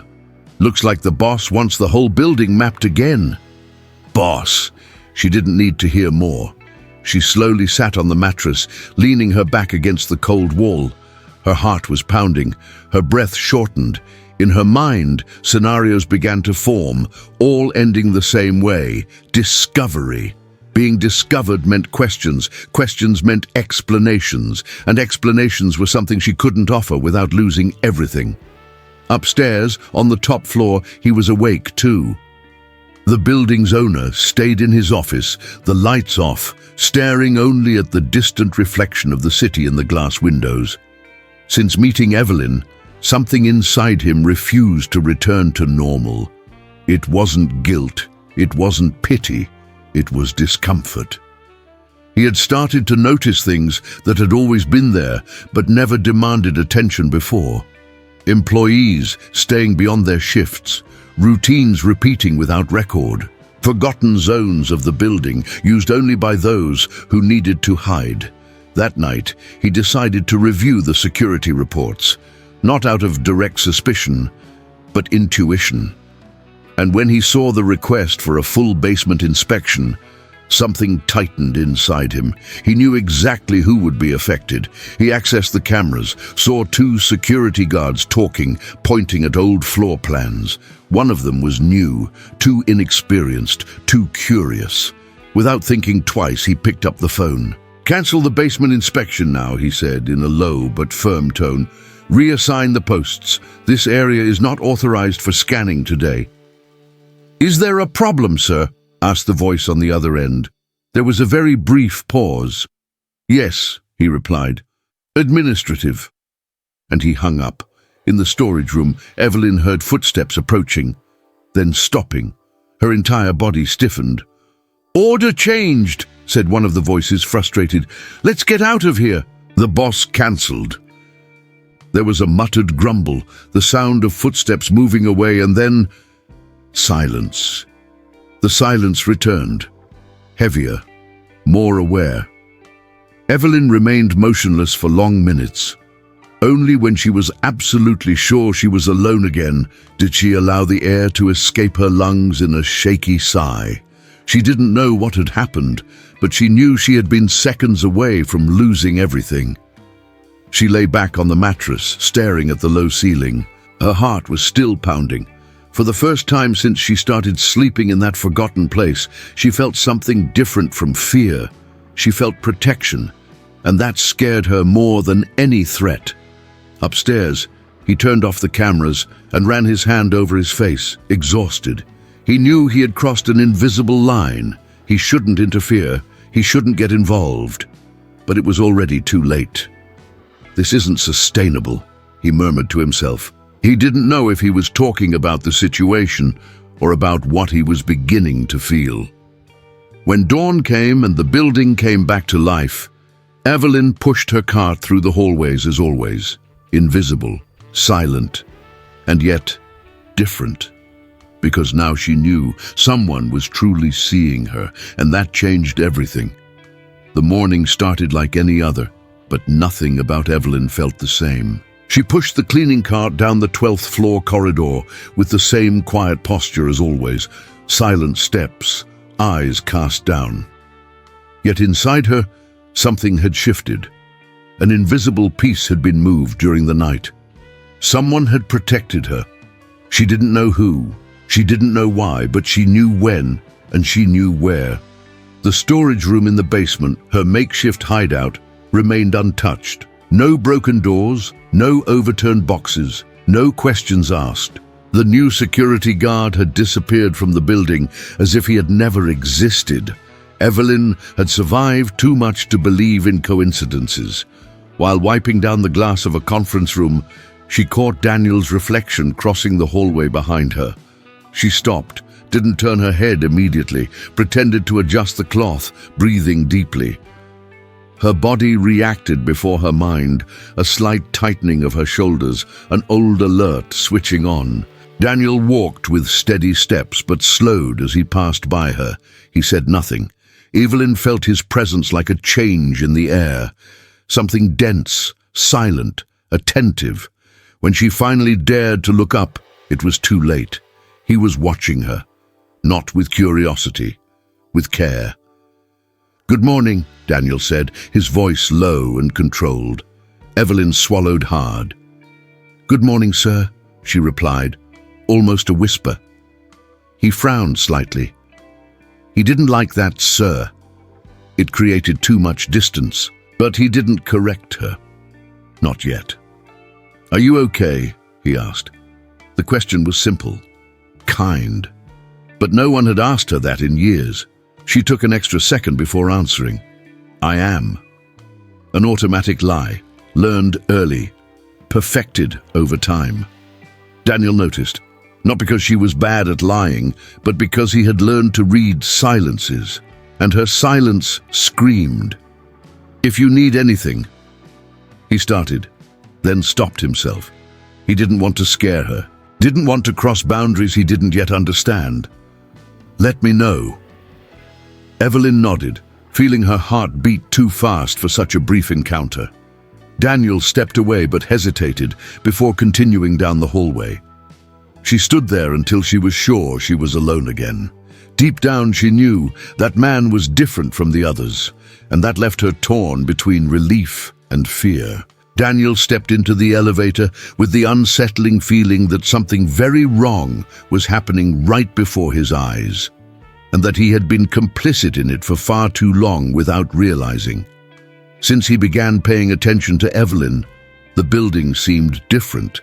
Places once ignored now carried invisible stories. Empty corridors were no longer just corridors. He remembered seeing her late at night, very late, alone, always alone. No one should work like that, much less live like that. Reaching the top floor, he called the administrative manager. "I want a full report on all outsourced staff," he said direct. "Shifts, schedules, contracts, everything." "Is there a problem, Daniel?" the man asked, surprised. "I want to avoid problems before they happen." He hung up before hearing more. Daniel walked to the window. The city's reflection mixed with his own in the glass. For the first time in a long time, he felt ashamed. How many Evelyns had passed through there without him noticing? How many lives survived on the edges of the comfort he managed? That night, Evelyn returned to the basement earlier than usual. The morning's encounter left her restless. She couldn't focus on her work. She spilled water on the floor twice, missed timings, small mistakes that felt enormous to her. In the storage room, she sat on the mattress and hugged her knees. Daniel had asked if she was okay. The question echoed. She wasn't used to being seen as someone who might need something. She'd always been just a function, a rag, a bucket, a uniform. She closed her eyes, trying to push away dangerous thoughts. A metallic noise echoed in the hallway. Evelyn jumped up, heart racing. She turned off the makeshift light and stood still, listening. Footsteps, firm, familiar. She would recognize that rhythm anywhere. Daniel. The shock was immediate. She shouldn't be there. No one should be there. The basement was off limits after a certain hour if he opened the door. A beam of flashlight cut through the cracks of the storage room door. "Evelyn!" Daniel called cautiously. She froze. He knew her name. She didn't answer. "I know you're there," he said softly, without authority, without threat. "I'm not here to hurt you." Silence. Daniel took a step forward, keeping his distance. "You don't have to be afraid of me." Evelyn felt her legs weaken. The fear wasn't of him. It was of what the situation could destroy. "Please," his voice softened, "I just want to understand." She breathed deeply. The air felt too heavy for her lungs.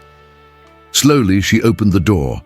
The light revealed the small space, the mattress, the old bag, the few clothes folded carefully. Daniel paled. He said nothing for several seconds. Couldn't. Do you live here?" Evelyn lowered her eyes. "I stay here," she corrected. "At night." Daniel ran his hand over his face, as if trying to wake from a nightmare. "How long?" "Long enough." He stepped back, respecting her space, but the impact of the scene pierced him completely. "This isn't acceptable," he said finally. "It's not humane." She looked up, surprised. "I'm not asking for anything," she answered quickly, defensive. "Just don't take me away from here." The plea broke something inside him. Daniel understood in that moment that it wasn't just about rules, contracts, or buildings. It was about dignity. "No one is taking you away today," he said firmly. "But this needs to change, the right way." Evelyn stared at him, confused, afraid to believe. "Why?" she asked. "Why do you care?" Daniel hesitated. The true answer was simple and dangerous. "Because I saw you," he said at last, "and I can't pretend I didn't." The silence that followed wasn't empty. It was full of everything they still didn't know how to say, and in that forgotten basement, two lives began to move, slowly, out of the darkness. The silence that followed Daniel's words wasn't empty. It was dense, heavy. A silence that didn't demand immediate answers, but required truth. Evelyn stood frozen in the doorway of the storage room, clutching the doorknob as if it were the only thing keeping her upright. Her heart pounded hard and unevenly, as if it had forgotten its normal rhythm after so many years in survival mode. Daniel was the first to move. Not closer, but to the side. He sat down on a rusty metal box, lower than her. A simple gesture, almost imperceptible, but full of intention. He didn't want to seem bigger or above her. "I'm not going to pressure you," he said calmly. "Not today. Not tomorrow." Evelyn blinked slowly. She was used to harsh questions, cold demands, orders. Not this tone, not this patience. "So why are you here?" she finally asked. Daniel hesitated before answering. "Because I discovered something I can't ignore," he said. "And because if I walk away now pretending I saw nothing, I'll be exactly the kind of man I always said I never wanted to be." She looked away. The weak hallway light cast harsh shadows on the walls. That small, improvised space seemed even smaller with him there. Vulnerable. Exposed. "I'm not stealing," Evelyn said suddenly, "nor breaking into apartments. I just stay here. I clean, I work, I don't bother anyone." Daniel felt the weight of those words. Not bothering anyone. "You shouldn't have to justify your existence," he replied. She laughed, a short laugh without humor. "The world doesn't work like that." Daniel nodded slowly. "I know, but maybe it can work differently here." "Here where?" "In this building," he said. "Under my responsibility." A lump formed in her throat. Responsibility. No one had ever used that word about her. "I don't want charity," she said firmly. "I've lost too much trying to accept things that came with hidden prices." Daniel raised his hand as if to pause her. "It's not charity," he assured. "It's correction." She frowned. "Correction of what?" Daniel took a deep breath. "Of an injustice that happens every day right under my nose, and that I allowed without realizing." Silence returned, but now it was different, less threatening. Evelyn slowly released the doorknob and stepped inside the storage room. Then another step. She sat on the mattress. She neither invited him in nor pushed him away. Daniel stayed where he was. "Have you always been like this?" he asked carefully. "So, alone?" The question pierced through old defenses. Evelyn took her time to answer. "No," she finally said. "I once had a normal life, a steady job, a small but clean home. I had plans." Daniel stayed silent, attentive. "Until everything went wrong at once," she continued. "My mother got sick. I had to choose between working or taking care of her. I chose to care for her. When she died, I had nothing left, no money, no address, no one to call." She breathed deeply, eyes misty, but voice steady. "People like stories of overcoming," she said, "but the truth is, sometimes you just survive, day after day. No audience, no applause." Daniel felt the weight of her words like a silent punch. "And no one ever asked?" he murmured. Evelyn shrugged. "People see the uniform, not the person inside it." Daniel closed his eyes for a moment. "I'm sorry," he said sincerely. She didn't answer, but something inside her gave in. In the days that followed, something changed in the building.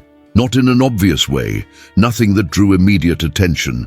But Daniel started arriving earlier, circulating more, observing. Evelyn noticed. She noticed when a new cabinet quietly appeared in the storage room, when a thicker blanket was folded and left as if forgotten there, when the new cleaning schedule reduced her night shifts without cutting her pay. She said nothing. Daniel neither. But some days their gazes met for longer, not as boss and employee, But as two people trying to understand the space growing between them, on a rainy afternoon, Daniel found her in the ground floor corridor, standing in front of the glass door, watching the heavy rain outside. "You're going to get wet if you go out now," he commented. "I'm used to it," she replied. He took off his own coat and held it out. Evelyn hesitated. "I'll return it." "I know." She accepted it. The fabric was still warm. The gesture too simple to ignore. That night, Evelyn lay on the mattress, staring at the low ceiling of the storage room. But for the first time, she didn't feel like she was hiding. She felt like she was being awaited. Daniel, in his apartment on the top floor, watched the city lights, thinking how a single person had managed to dismantle certainties he'd held for years. It wasn't love. Not yet. But it was something just as dangerous. Care, attention, the will to protect. And both of them knew, without saying a word, that this would change everything. Because when someone finally asks what no one asked before, there's no going back to pretending you didn't hear the answer. When the last elevator went down, Evelyn was just starting. Nothing had changed. The building still emptied at the same predictable pace, like a tired organism after a full day pretending to be efficient. Lights went out one by one, corridors grew too long, and silence returned to fill the space with that heavy, almost physical presence. That was where she had always existed, in the gap between the end of everyone and the beginning of no one. She pushed the cleaning cart with the same carefulness as always, dodging shadows, wiping away traces of lives that weren't hers. Overly neat desks, forgotten cups, photos turned face down. Every object carried stories that didn't ask permission to remain. She cleaned it all, as if erasing marks was a way to keep the world running. But that night, the silence was different. It was no longer the absolute silence that had accompanied her for years. It wasn't the kind that swallowed her whole and gave nothing back. There was something there, a barely perceptible tension, as if the building was alert. Evelyn felt it before she understood it. She stopped for a moment in the middle of the 12th floor corridor, straightened up, took a deep breath. The reflection in the glass showed a woman who looked like every other night, simple uniform, tied hair, tired expression. But she wasn't. Something inside her had shifted. Before, she moved without expectation. Now, there was a new weight in every step, the awareness of being seen, not watched all the time, but recognized. And that, she had discovered, was frightening. Because when no one sees you, you learn to disappear. But when someone does, you have to exist. The cart made a soft noise passing over a seam in the floor.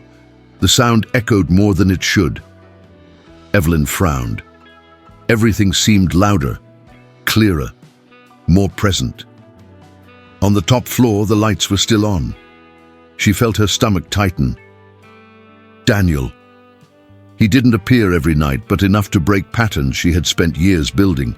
His presence wasn't invasive but constant, like a question that doesn't demand an immediate answer but doesn't go away either.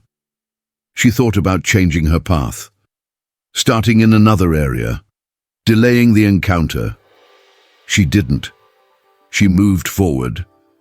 Daniel stood near the window, looking down at the city, hands in pockets, body still, like someone watching without knowing exactly what he was looking for. The glass reflection doubled his image, creating two versions of the same man, one solid, the other almost transparent. He heard the cart before he saw her. He turned slowly. "Good evening, Evelyn," he said. The name still sounded strange, not wrong, just too new. "Good evening," she replied. For a few seconds, neither spoke. Silence settled between them. Not the old, crushing silence, but an attentive one that listens. "The building changes at night," Daniel said after a while. "It seems like a different place," Evelyn nodded. "It always has," she said. "Almost no one notices." He smiled faintly. "I didn't notice." She rested her hands on the cart. Most don't. Daniel took a few steps down the floor, observing the empty desks, aligned chairs, the clean shine of the floor. "It's curious," he said. "During the day, this place is noise, decisions, urgency, importance. At night, all that disappears, and what remains is essential." She looked at him. "What's essential?" she asked. He took a moment to answer. "Who stays?" The answer hit her harder than she expected. "I always stay," she said in a neutral tone. "I know." Daniel stepped a little closer, keeping a respectful distance. "And that should never have meant invisibility." She took a deep breath. But it did. The truth hung between them, undeniable. In the following days, the building began to react. Not the concrete and glass building, but the one made of people. A new security guard started greeting her by name. An administrative employee asked if she needed anything when she saw her eating lunch alone. A whispered comment in the elevator stopped when she got in. Nothing was explicit, nothing was assumed, but Evelyn felt it. When you spend years being ignored, any change in others' eyes sounds like too much noise. She didn't know if it comforted or exposed her. One night, while cleaning a meeting room, she heard two low voices in the corridor. They say he's involved with the cleaning lady." "Really? The building owner?" "Yeah, it's gonna cause trouble." Evelyn stopped, didn't move, didn't breathe. The voices faded away. The floor felt colder beneath her feet. Later, sitting by the window on the third floor, the place that had always been hers, she took out the photo from her bag. The worn edges, the old smile, the memory of when there was still someone who called her name without effort. "I just wanted to keep going," she whispered. Staying invisible was easier. Continuing to exist was a risk. Daniel also felt the weight of change. Meetings interrupted by curious looks, prolonged silences when he entered, comments that stopped mid-sentence. The building that once obeyed him without question now watched him, and he knew why. That night, he found Evelyn quieter than usual. "Are you okay?" he asked. She took a moment to answer. "They're talking," she finally said. Daniel closed his eyes for a moment. "I figured." "I don't want to be a problem," she said, her voice firm but contained. "I've spent my whole life trying not to be." He looked at her. "You're not a problem." His voice was low but solid. "The problem is a system that only works while some people remain invisible." She shook her head. "I didn't ask to be seen. I know. And now I don't know how to go back." Daniel felt the impact of those words. "Maybe it's not about going back," he said. "Maybe it's about learning to stay." She looked at him, surprised. "Staying hurts," she replied. "I know," he said, "but disappearing hurts more." Silence returned. The building listened. When the last elevator went down that night, Evelyn kept going, but now every step carried something new. She still cleaned, still pushed the cart, still walked through empty corridors. But the silence was no longer the same. Because when someone who has always existed on the margins starts to be seen, the world has to decide. Either it changes or tries to push her back into the shadows. And that story, which began in invisibility, was about to be tested by the most dangerous thing of all, being seen too much. The building had learned to watch her, not with open curiosity nor with direct questions, but with that kind of attention that weighs you down. The kind that hides in prolonged silences, in looks quickly averted, in whispered conversations cut short when she approached. Evelyn felt it in her body before she understood it with her mind. The corridors seemed narrower, the lights colder, the cleaning cart heavier. Nothing had officially changed. No announcements, no new orders. But the air carried a tension she knew well. It was the same feeling that had preceded so many losses in her life, when the world decided you were taking up too much space. That night, She started her shift as always, pushed the cart, adjusted her gloves, checked the supplies, everything meticulously organized, because when life is unstable, control lives in the details.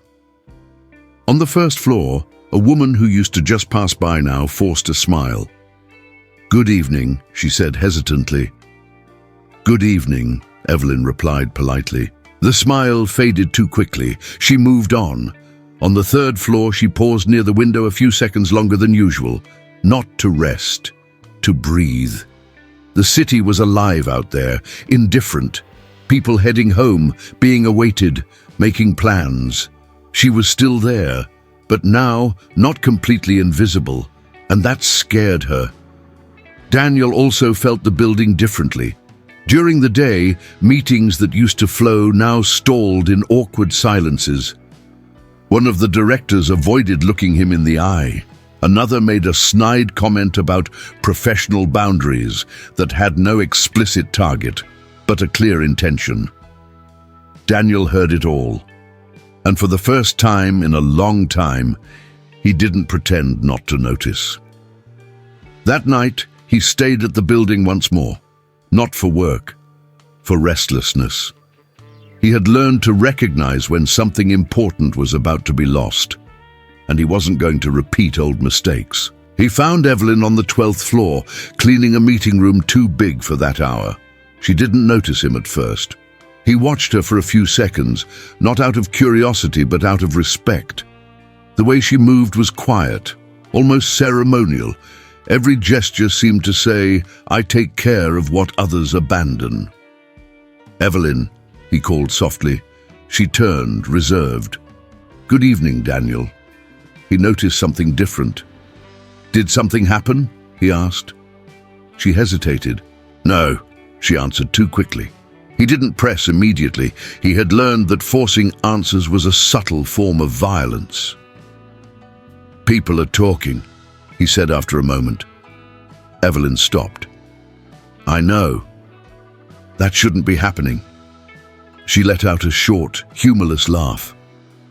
"It always happens when someone like me steps out of their expected place." Daniel felt the weight of those words. "I don't want you to pay for that." "I'm already paying," she replied with tired calm. "I just don't know yet how much it will cost." Silence stretched between them. The building listened. Later that night, something happened. Returning to the narrow corridor that led to the place where she slept, Evelyn found the door slightly ajar. Her heart raced. She stopped immediately. Her whole body went on alert. That place was all she had, her only territory, her only refuge. She approached slowly. Nothing seemed out of place. The mattress, the backpack, the lamp. But something was different. On top of a cardboard box, there was an envelope. She picked it up with trembling hands. Inside, just one sheet of paper. "This space is not authorized for overnight stay. Regularize your situation immediately." No signature, no explanation, no alternative. Evelyn sat on the mattress, feeling the ground disappear beneath her feet. That's how it always happened.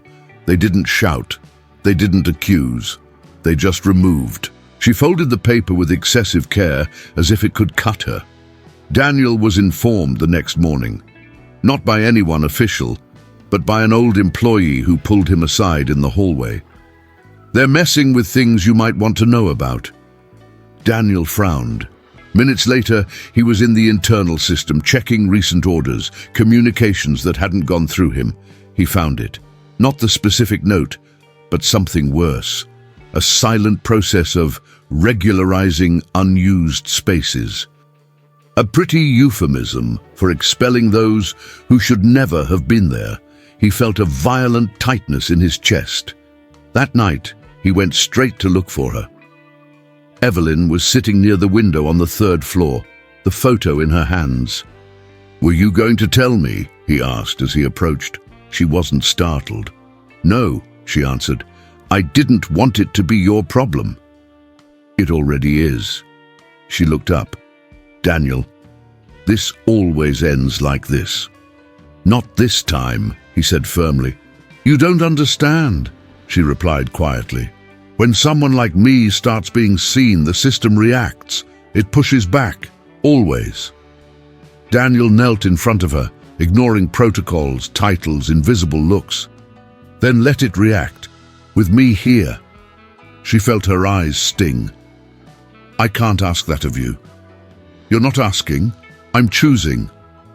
The building seemed to hold its breath. That night, Evelyn didn't sleep.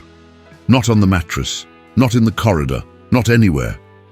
She sat, waiting to be called, waiting to be removed, waiting for the end of something that had barely begun.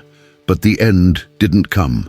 What came was the start of a silent confrontation between a system used to erasing people and someone who, for the first time, refused to allow it. Evelyn didn't yet know if she would win. She only knew one thing. Being seen had a price, and by then, she wasn't sure she could pay it alone. The building was exactly as it had always been. The cold lights switched on automatically at 6 p.m. The elevators moved up and down with the same metallic sound, indifferent to who entered or left. The digital clock in the lobby marked the minutes with impersonal precision. Nothing seemed out of place. Still, Daniel felt a discomfort the moment he passed through the revolving door. It wasn't something he could point to or explain. It was a sensation settling in his body, like a slight mismatch between what his eyes saw and what his chest recognized. The building worked. The work went on. People kept their schedules. But something essential had been removed from the air, and he didn't need to look to confirm it. Evelyn wasn't there. Daniel walked down the main hallway with slow steps, holding a folder containing documents he had already reviewed more than once. He didn't need it at that moment, but holding it gave a sense of normality, as if the gesture could sustain a routine that was beginning to crumble in almost invisible details. He passed the pantry.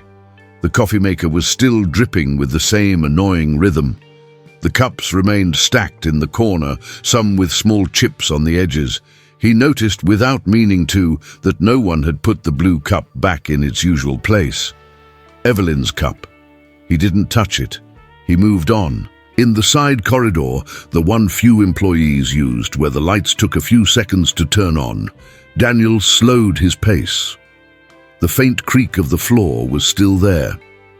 The white walls remained bare.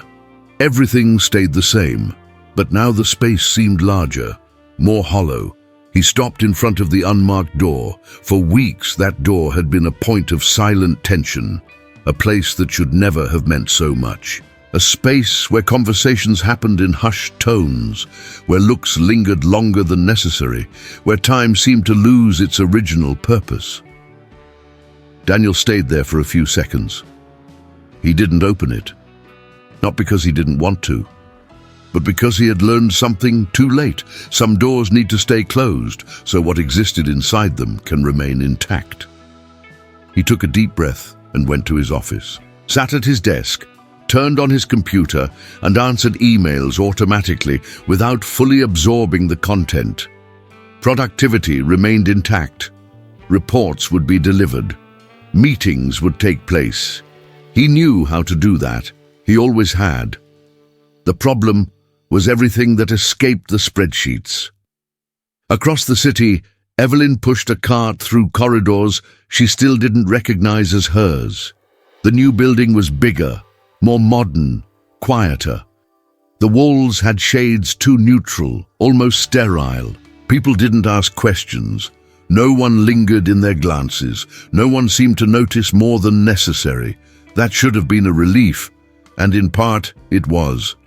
There was no constant fear, no tension hidden in the details, no feeling of always being on the edge of something that couldn't happen. Still, Evelyn's body took a while to understand she was safe. She took wrong turns on simple paths, counted doors, walked back down the same corridor twice. Not out of distraction, but from lack of reference. In the old building, even without realizing it, she had learned to orient herself by Daniel's presence, by the sound of his steps, by the time he passed, by the way the environment reacted when he was near. Now everything was too neutral. During a break, she sat near a tall window. The glass partially reflected her face, creating a double image, the city outside and herself there, suspended between two places. Out of habit, she took the photo out of her bag, the automatic gesture she always made during pauses, but hesitated. She held the photo between her fingers for a few seconds, then put it away. Some absences need to be felt without crutches. That same night, Daniel left the building later than usual, not because there was more work, but because leaving meant accepting something that was still being digested. He walked to the window on the top floor and watched the city lit up. Outside, everything kept moving. People leaving, arriving, living stories he would never know. The world didn't stop for silent goodbyes. It never had. Then his phone vibrated, a simple notification, a short email, no elaborate subject, no long signature. He opened it. "Hope you're well. Everything here is very white. The coffee is still bad, but the silence is bearable." Daniel read slowly. There was no request, no demand, no promise, just a statement, almost a wave. He smiled without realizing it. He didn't reply, not because he didn't want to, but because he understood that message didn't need continuation. It was just a line thrown into time, a quiet sign of mutual existence. "I'm still here. And you?" He turned off the floor lights and left. That night, Evelyn lay down in a room that was not makeshift. There were no open suitcases on the floor. There was no feeling of being in transit. Still, sleep took a while to come. She thought of Daniel, not with guilt, not with regret. She thought of him like you think of something that helped you get through a hard time, with silent gratitude and respect. Daniel, in turn, sat on his sofa and stared at his own faded reflection on the turned-off TV. For the first time in a long time, he didn't feel only loss. He felt maturity. They had chosen not to continue as they had before, and that, though it hurt, was also a form of care. Two different buildings, two different routines, two lives moving on parallel lines, but connected by something that no longer needed constant presence to exist. Some stories don't end with dramatic farewells. They remain in restrained gestures, in respected silences, in empty spaces still full of meaning. And at that moment, Daniel and Evelyn knew, even without saying, that nothing they had lived through had been in vain. Because some connections don't require presence. They require truth. Time began to move differently again. It was no longer that suspended, uncomfortable time that just existed without progressing. Now it fulfilled its function with an almost impersonal consistency. Days passed. Weeks accumulated. Dates stopped being marked by events and returned to being numbers on a calendar. Daniel noticed this on an ordinary morning when he realized he no longer counted how many days had passed since Evelyn left. The thought came whole, without effort. It's been over a month. There was no shock, no immediate tightness in his chest, just a fact. And that alone was revealing. It didn't mean she had been forgotten. It meant that absence had stopped being the center of everything. The office ran with the same meticulous efficiency as always. Meetings started on time. Reports were delivered ahead of deadlines. Conversations in the hallways maintained the same neutral, predictable, safe tone. Evelyn's desk now belonged to someone else. Daniel observed this for several days with a distant curiosity. He didn't feel irritation or jealousy. What bothered him was the ease with which the space had been occupied, as if her presence could be replaced by just a functional body. But he knew it wasn't like that. Some presences don't leave visible marks. They leave subtle changes in how the environment is perceived. During a long and excessively technical meeting, Daniel caught himself looking at his own reflection in the dark glass of the room. The man staring back seemed the same as always. Firm posture, controlled expression, calculated attention. Still, something was displaced. He no longer felt comfortable in that version of himself. When a colleague asked for his opinion, Daniel answered precisely as he always had. But internally, he realized the response came from a different place. It was no longer just strategy, it was coherence. And coherence, he was beginning to understand, demanded change. Across the city, Evelyn also felt time moving forward, but in a less predictable way. Her routine in the new building was beginning to solidify. The corridors no longer felt like labyrinths. Schedules no longer required constant attention. People learned her name. Her work began to be recognized without fanfare. It was a newly earned stability. Still, there were moments when the silence felt too much. One of those nights, sitting at the small table in her apartment, Evelyn held her phone longer than necessary. There were no new messages, no promise of contact.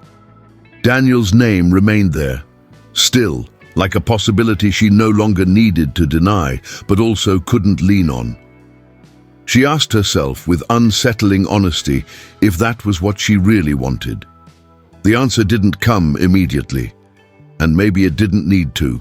That Friday, Daniel did something he had been maturing for days. He requested a meeting with the administrative board, nothing dramatic, no impulsive demands. He brought numbers, arguments, analyses, but also something new, clarity about what he no longer wanted to sustain.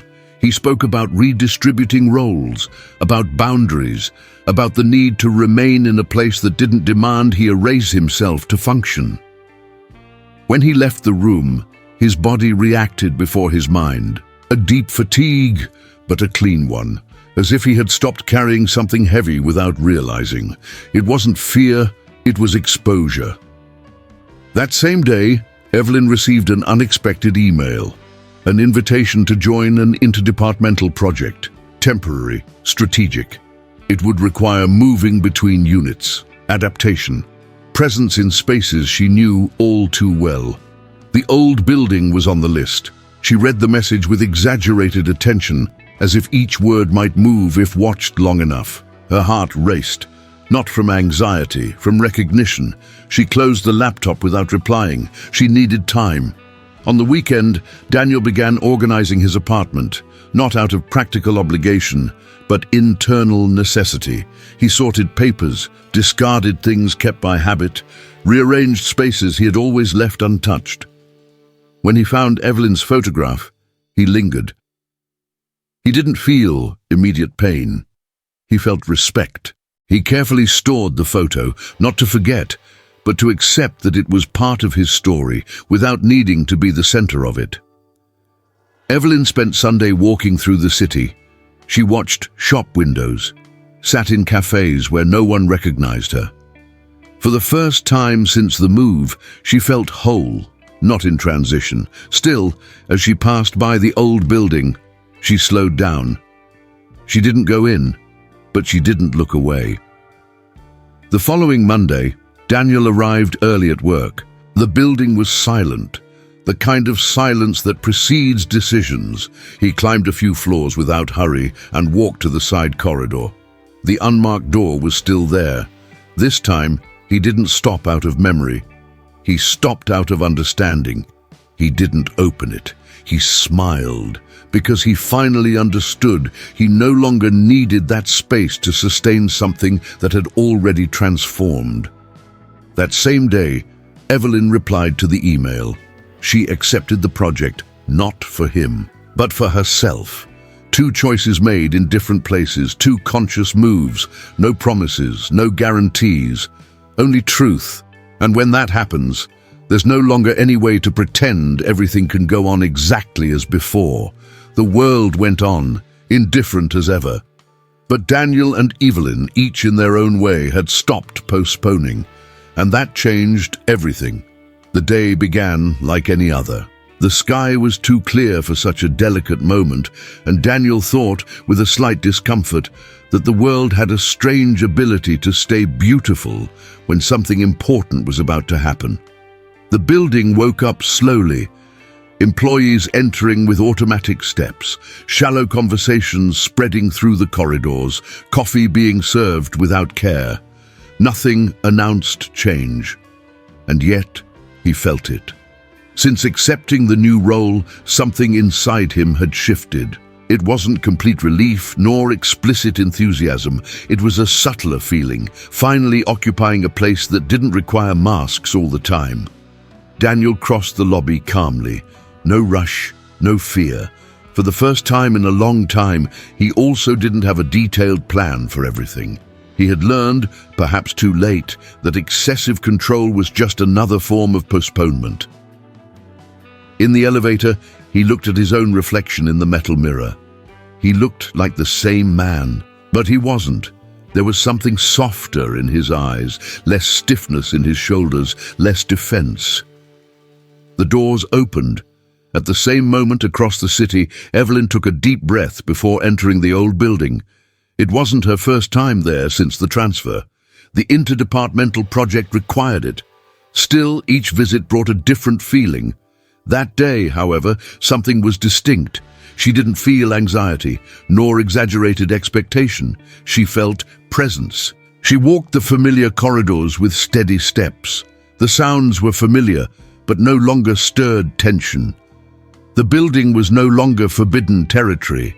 It was just what it had always been, a place where something important happened and was transformed.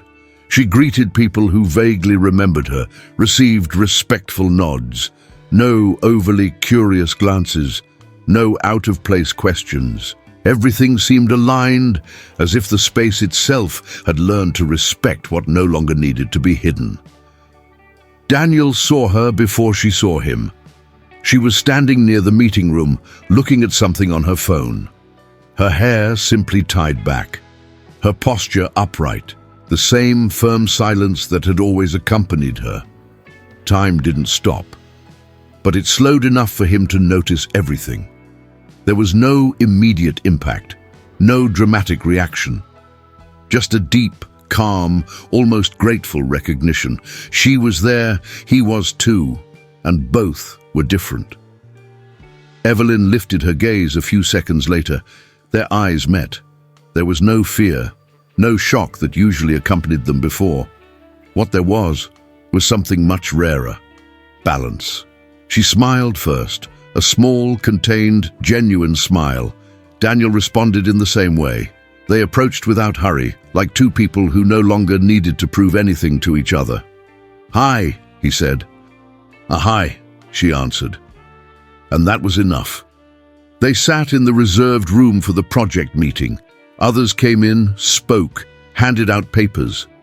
Daniel and Evelyn participated professionally, as if that proximity was merely circumstantial. But it wasn't. There was an invisible layer beneath every word spoken, a silent understanding that no longer needed to be avoided or disguised. When the meeting ended, they were the last to leave. The hallway was almost empty. The late afternoon light passed through the tall windows, casting long shadows on the floor. "How are you?" Daniel finally asked. Evelyn thought before answering, not out of caution, but honesty. "I'm okay," she said, not in an easy way, but in a whole way. He nodded. "Me too." They walked side by side for a few meters. No urgency, no awkwardness. The past didn't weigh like before. It was there, but in its proper place. They stopped in front of the unmarked door. Neither said anything, but both looked. "Funny," Evelyn broke the silence. "I thought coming back here would be harder." Daniel took a deep breath. "I thought I wouldn't be able to walk down this hallway anymore." She looked at him, curious. "And you did?" "I did," he replied, "because now I know that nothing that happened here needs to be repeated to keep its meaning." She smiled, this time with something more in her eyes. "I took a while to understand that." "Me too." The silence that followed wasn't tense. It was comfortable, a chosen silence. "Evelyn," Daniel started, then stopped. She waited, no pressure. "I don't know what comes next," he said. And for the first time, That doesn't scare me. But I know I don't want to live postponing what matters. She felt her chest warm, not because of a promise, because of truth. I don't want to be chosen out of fear of losing, she said calmly. I want to be chosen for presence. Daniel held her gaze. That's exactly it. They left the building together as the day began to darken. Outside, the city pulsed as always, indifferent, alive, chaotic. They stopped on the sidewalk. They didn't touch immediately. Want to walk a little? He asked. I do, she answered. They walked aimlessly, talking about simple things, work, changes, the good kind of tiredness that comes from learning something hard. The world felt lighter when there was nothing to hide. At some point, Daniel stopped. Evelyn turned around. What is it? He took a deep breath. I spent a long time believing that stability was not changing anything. Now I know it was just fear disguised as control. She stepped a little closer, and I spent years leaving, thinking that was freedom, she said, until I understood that running away can also be a kind of prison. They laughed quietly, almost like conspirators. Maybe, Daniel said, we learned this at the right time. Maybe, she agreed. They stood there in the middle of the sidewalk while people hurried past them. Neither seemed to notice. Daniel extended his hand, not like someone demanding, like someone offering. Evelyn looked at his hand for a second that felt both too long and too short. Then she took it. The touch wasn't urgent. It wasn't a promise. It was presence. And that was enough. The future didn't reveal itself at that moment. There were no grand declarations, no eternal guarantees, but there was something much rarer, two adults choosing to stay, not out of fear of loss, not out of attachment to the past, but out of respect for who they had become. As they walked, hand in hand, Daniel thought maybe love wasn't about happy endings or perfect stories. Maybe it was just this: stopping running and staying where you can be whole. Evelyn, feeling his step beside hers, knew that no matter what came next, that choice was already in itself a new beginning. And that was more than enough. And tell me in the comments where you're watching from and which part of this story impacted you the most. Thank you for staying until the end. More stories are already on the way. See you in the next chapter.